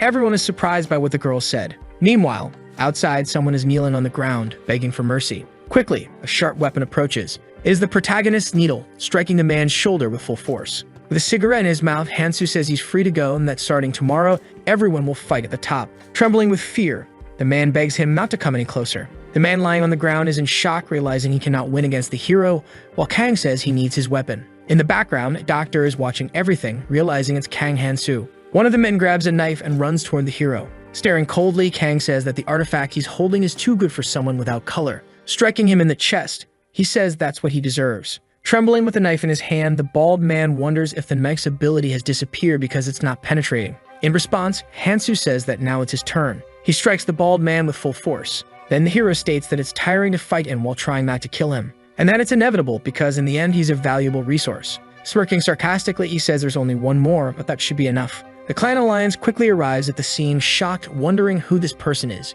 In their minds, they understand this is the boy Han-soo had mentioned. With his arms crossed, Kang says that the basement clan and the clan alliance will unite starting tomorrow, alternating between hunting and defense. And if anyone has a different opinion, they should speak up. Then he explains that people cannot be commanded without this characteristic anyway. At this point, he asks him to gather as many useful people as possible and have them join his clan. He assures that the people outside will follow all his commands. However, one of the clan leaders realizes that this will only benefit the hero, not them. She wonders what he truly wants.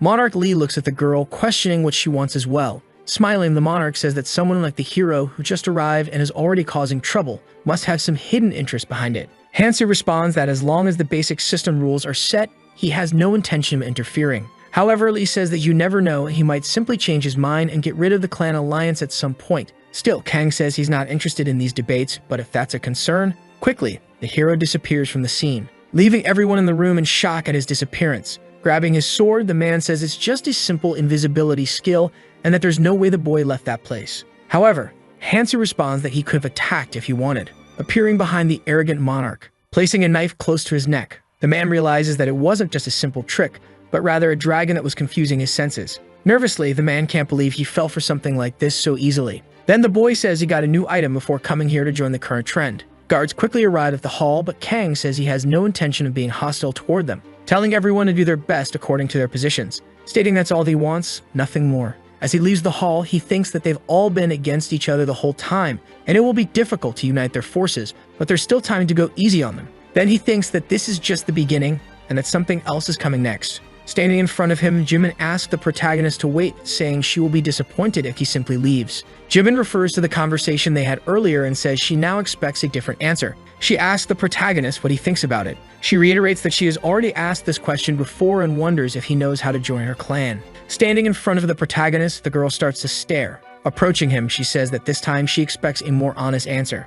Getting closer, she asks what he thinks and questions whether he doesn't feel lonely traveling alone or if he has someone in mind to accompany him. She explains that she heard he was with a girl named Mi at the station. Observing the protagonist, she understands that he's unresponsive, so she can consider that a no. Being overly friendly, she says it's all good, and that it would be great if they could join her clan. Ignoring her, he starts walking, leaving the girl in complete shock, unable to believe what she's seeing. She says he couldn't even pretend to be listening. Then she curses under her breath as he sighs and walks away. Park's clan is organizing everything after the battle, instructing them to gather the bodies and saying they need more supplies. They mention that people with support skills are also important. Arriving at the scene, someone calls for the surgeon, saying the southern wall is also secure. He responds that's great, and that the wounded should head in that direction while the rest can rest. The man says they managed to keep a consistent defense and that none of the positions were understaffed. However, he reveals that those who joined initially were uncooperative, but in the end, everything worked out. Concluding that thanks to them, they didn't suffer as much damage. The commander states that given their situation, they can't afford to slack off.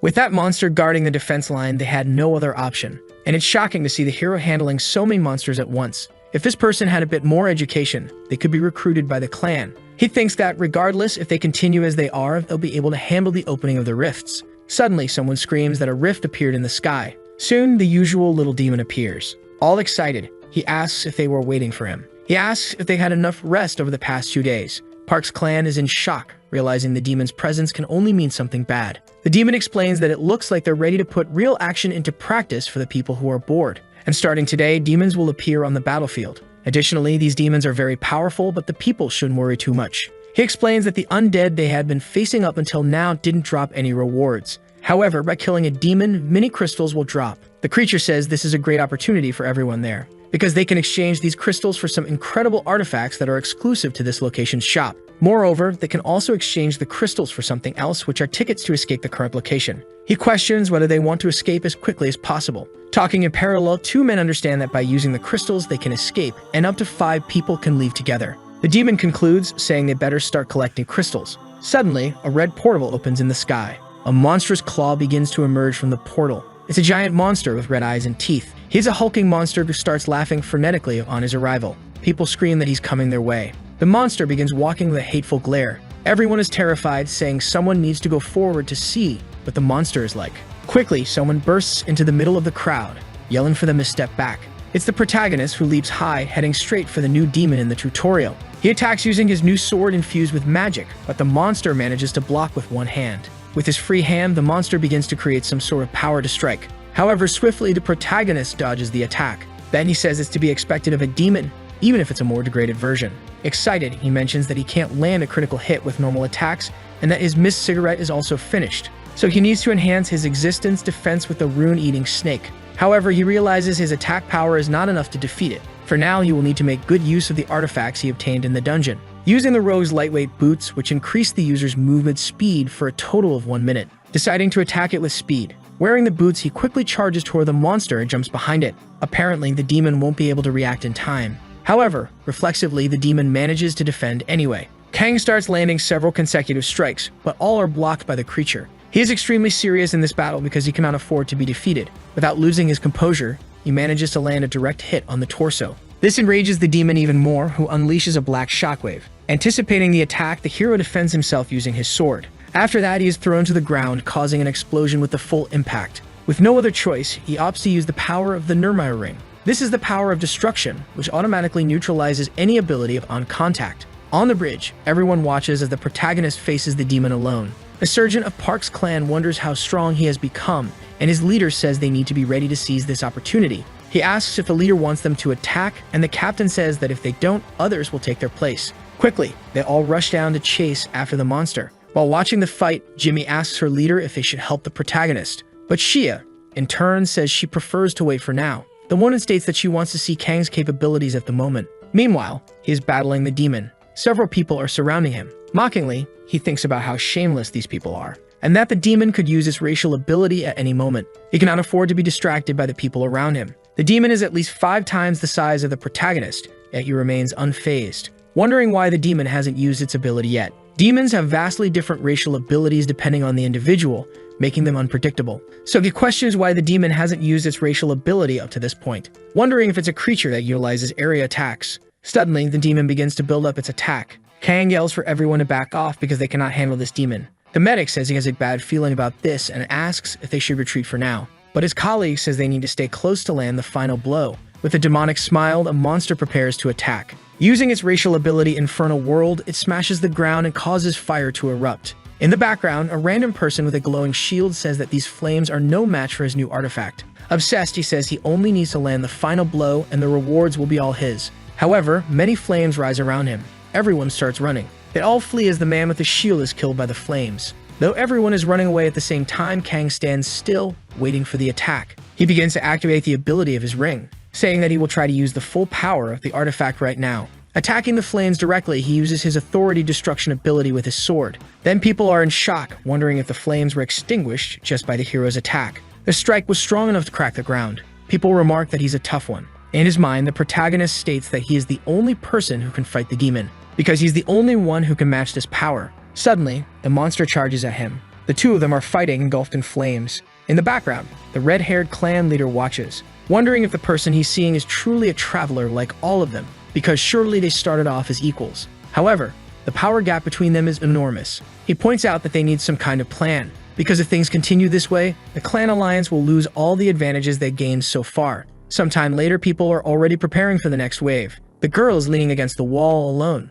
Someone approaches, saying that she's waiting for a certain person, she'd better forget it. Confused by the comment, she asks what he means. It's the fighter, explaining that it's useless to wait because he also waited every day in vain. Changing the subject, she asks who he was waiting for, and he replies that he was waiting for Kang Hansu. Shifting the conversation again, he asks if she's also following the orders of the monarch. With a frightening look, he says that the clan alliance has been very fragile lately and asks if she wants to know the reason. Staring back at him, the girl asks why he's talking about this. Then he asks if it isn't obvious. Suddenly, the man turns to the other side, and she asks what's wrong with him. The fighter says he felt like they were being watched, wondering right now if he's imagining things. Inside a hall, Monarch Lee is observing the two and says it's been some time since Kang Hansu started monopolizing the demons, but he hasn't done anything strange so far. His colleague says they place several members of the clan to monitor the hero. The girl explains that besides defending, hunting demons, and visiting the underground dungeon, Kang Han-soo hardly rests. Then she adds that those who haven't yet chosen a clan are constantly fighting with the clan members. The monarch says that's expected since someone like him doesn't have a clan either. In other words, it's more natural for problems to arise because even the clan alliance follows Kang Han-soo's orders. Some people begin to enter the hall while the man explains that he's prepared something for this. Smiling, he says that for the sake of their future plans, this cannot continue. Several people begin gathering with everyone in the hall. With open arms, he asks if they can start discussing the future of the clan alliance. Elsewhere, a monster lies dead with two of the protagonist's weapons stuck in it. Kang Han-soo appears tired after many battles. Throwing his needle to the ground, he says it's useless at this point. Sweating profusely and exhausted, he says that with this, the total is 60, and can finally get the top-tier artifacts sold in the crystal shop, because most of these artifacts are exclusive to clans and have great effects. However, if the crystals fall into the hands of the clans, it will definitely lead to disputes, so he needs to nip this in the bud now. Observing, he says he has another, larger objective as well. Then the system notifies the exchange of 60 crystals. He comments that he can use most weapons, but it's better to use those he's already more familiar with. So he decides to purchase the weapon Judgment of Kratos. Excited, he says this weapon will make his fights much easier from now on. Spinning the chain with the scythe, Kang Han-soo is very pleased. He wonders why not test the weapon now. Quickly, several undead rise from the ground and he prepares to fight. Eager, he thinks that only 10 days remain until the end of the defense battle, and he's very curious to see who will take the initiative with the remaining time they have. 10 days have passed. With a menacing smile, the demon says that this time the travelers will certainly keep things interesting here. He states they prepared a grand event for those who can survive the longest. Many people are shouting, demanding to know what's happening since the next monster wave hasn't started yet. Several monsters were killed during these days. Suddenly, another monster appears. Multiple demon bodies are fusing together inside the fortress through a portal. They are merging into one monster. This is the hidden mission within the central island. All of them fuse into a demon woman. Upon awakening, she's already excited to fight, wearing black flames as clothing. She starts laughing maniacally. The little demon says that if it were up to the people, he wouldn't get too close to the fortress walls, because it's not like they can escape from there anyway. He then affirms that only two options remain. The first is that they can stay in place, resisting the attack of the undead, and then use the crystal to escape. However, the undead now are different from those they faced before. This way, they can anxiously await the undead. If they don't want the first option, they have the second, which consists of facing the Demon King that has been summoned inside the fortress. Shocked, a man asks if it's really the Demon King, and the woman says they never mentioned that before. While they argue, the demon states that he wanted to bring the Demon King. But the demon clarifies that he didn't summon the Demon King earlier because there was a high chance he wiped everyone out, but it was inevitable at some point, notifying them that the crystal will be activated in 30 minutes. He explains that it can only transport 500 people. In other words, half of the people there will be left behind. An important detail is that if they manage to defeat the Demon King, everyone can leave. And as special as this event is, he will eagerly await the outcome. He will patiently wait for everyone's decision. Frustrated, the medic says that all he thought he needed to do was survive for a month. Suddenly, someone starts clapping. Lee the Monarch says they should make the most of the 30 minutes and use the crystal to escape. In the background, the boy with glasses says he knows the man just wants his own clan to escape in the end. Then both stare at each other in silence. Responding, the man questions if it wouldn't be better to defend instead of advancing recklessly. They must think of a way to save the majority of the people. The man comments that this must be the monarch's idea, caring only about keeping his own people alive, no matter what happens to the others. Without showing any reaction, the man asks if he has any other plan. He notes that the demons on the first day wiped out dozens of them with a single attack. He wonders how they could defeat the Demon King like this. And what about the others? He asks if they would rather survive and move to the next island together. With a frightening expression, the guy questions if he's more inclined to rush toward his own death. The boy and his colleague fall silent. In the background, a girl is nervous, realizing the atmosphere has completely changed. But she tries to convince herself that everything will be fine since they are allies with the Smog clan. The protagonist arrives at the scene, affirming that the only way they can escape is by defeating the Demon King. This statement makes the girl even more nervous and confused. The protagonist concludes by saying that logically, only those who survive the battle will be able to get out of here. The man thinks to himself that this guy is interfering again. The monarch comments that the protagonist must be very confident he'll survive. Sighing, Kang remarks that perhaps he will. However, he observes that if they fight for the crystal, it's obvious that at least 500 people will die, if not more. The blonde girl says that in that case, she'll follow him. She says they can't trust the clan leaders, so it doesn't make sense to join the clans right now. Raising their hands in excitement, people say they will fight the Demon King and escape together. Other members of the group arrive, declaring that they will fight alongside Kang Han-soo. The earlier person starts getting more nervous, saying that with things going the way they are, they need to stop Kang Hansu right now, because it's important to destroy their morale. If the battle begins, everyone will fight to survive. As she contemplates ambushing him somehow, Kang warns her not to even think about fighting now, throwing his scythe with the chain near the girl, stating that it will be hard for her to deal with the consequences afterward. She becomes absolutely terrified by this warning. The monarch arrives, saying that what they are going to do now is cooperate with each other and resolve any disputes they may have, saying he'll follow his plan for the time being. With a grim look, he says they still have a chance. It seems everyone has already made some sort of decision. However, the hero asks everyone to give him a moment before they do anything. He says he needs to set things right. Then he takes out his new weapon to make an attack, chaining the crystal all at once. He puts pressure on it with the chains to the point of breaking it. This leaves the monarch and his colleague in shock, questioning what he is doing. The protagonist declares that since they're heading to the fortress, they won't need the crystal, because having an escape route would only make everyone weaker. People in the background agree with him, saying they need to focus on the task at hand. Everyone should head south to defeat the Demon King. Breaking the tension, Kang tells them not to follow him, stating they should take care of themselves and fight for their own survival. At that moment, the countdown ends and the test begins. A while later, they enter the Demon King's fortress. Inside, the sergeant remarks that this doesn't seem to be the same fortress he saw before because it's completely different. The atmosphere is dark with a purple hue and many candles lit around. There are numerous lit candelabras as if it were some kind of church. And the fortress is enormous, so large that there isn't even proper lighting to see the end of it. Just seeing this place already instills fear in people. Excited, the Demon King says it's been a long time. He says that if they came here to have fun, he can't let them leave now. Quickly, the doors slam shut, scaring everyone. The system notifies that the fortress has indeed been sealed. The ground begins to crumble rapidly. Several monsters start climbing up from beneath the floor, resembling undead goblins with a grotesque appearance. One of the people there is terrified. She screams for help as the monster charges at her. The protagonist's weapon strikes the creature. He tells the people not to panic, reminding them that these bastards are no different from the enemies they faced before. Looking at the boy who has fallen and is crying, he tells him to pull himself together and fight them. Deep in thought, he realizes that the real problem lies ahead, because to fight the Demon King, they need to get through all those gates. Suddenly, pillars of fire rise, and Kang warns everyone to step back.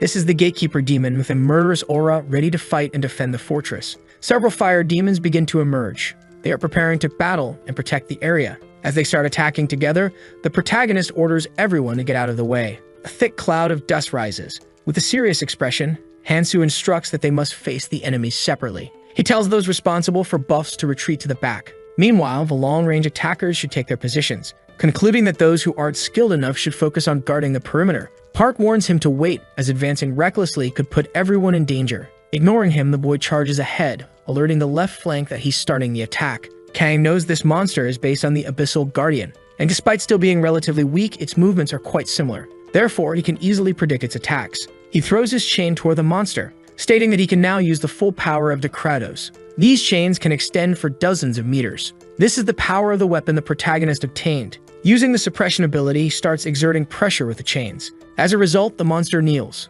Kang can trap any opponent through his pressure. Draining its magical power, he casts a curse that lowers all of the opponent's stats. Though it drains his own mana, it's not something he can't handle. With a murderous aura, he asks if they're just going to stand there watching. All the fighters are impressed by the protagonist. Leader Park says they can't just sit by and watch. He orders everyone to prepare to attack, commanding his clan to fight for the honor of the group. The other leader says the weaker one should serve as support in the rear, and the team says they'll strike first. All the clans begin working together, attacking in sync. They start firing long-range weapons at the kneeling monster. It seems the monster is gradually losing its strength. However, flames start emerging from its sword. It looks like it's trying to invoke the infernal flame. A massive firepower begins to surge from within, starting to put pressure on the chains of the hero's weapon. Suddenly, the monster manages to stand up. Apparently, its stats have returned to normal. Kang tells them not to stop attacking for even a second, because it's hard to keep standing after all of this. If he focuses on the exact spot, he can finish off the Guardian once and for all. Determined, he charges in full force, channeling an enormous amount of energy and power into his sword. The girl says that's too dangerous and that the flames might render all his attacks useless. But the protagonist ignores her and decides to continue the assault. With his arm completely damaged, he says he needs to get rid of it, because the place where the flames originate is where the ignition stone is located. Without hesitation, he rips the stone out from inside the monster. Then he holds the stone in his hand. One of the onlookers asks what just happened, and Park states that the flames around the demon have completely disappeared. So the video ends here. If you don't want to miss the next part, activate the notification bell, and see you next time on Tob's channel.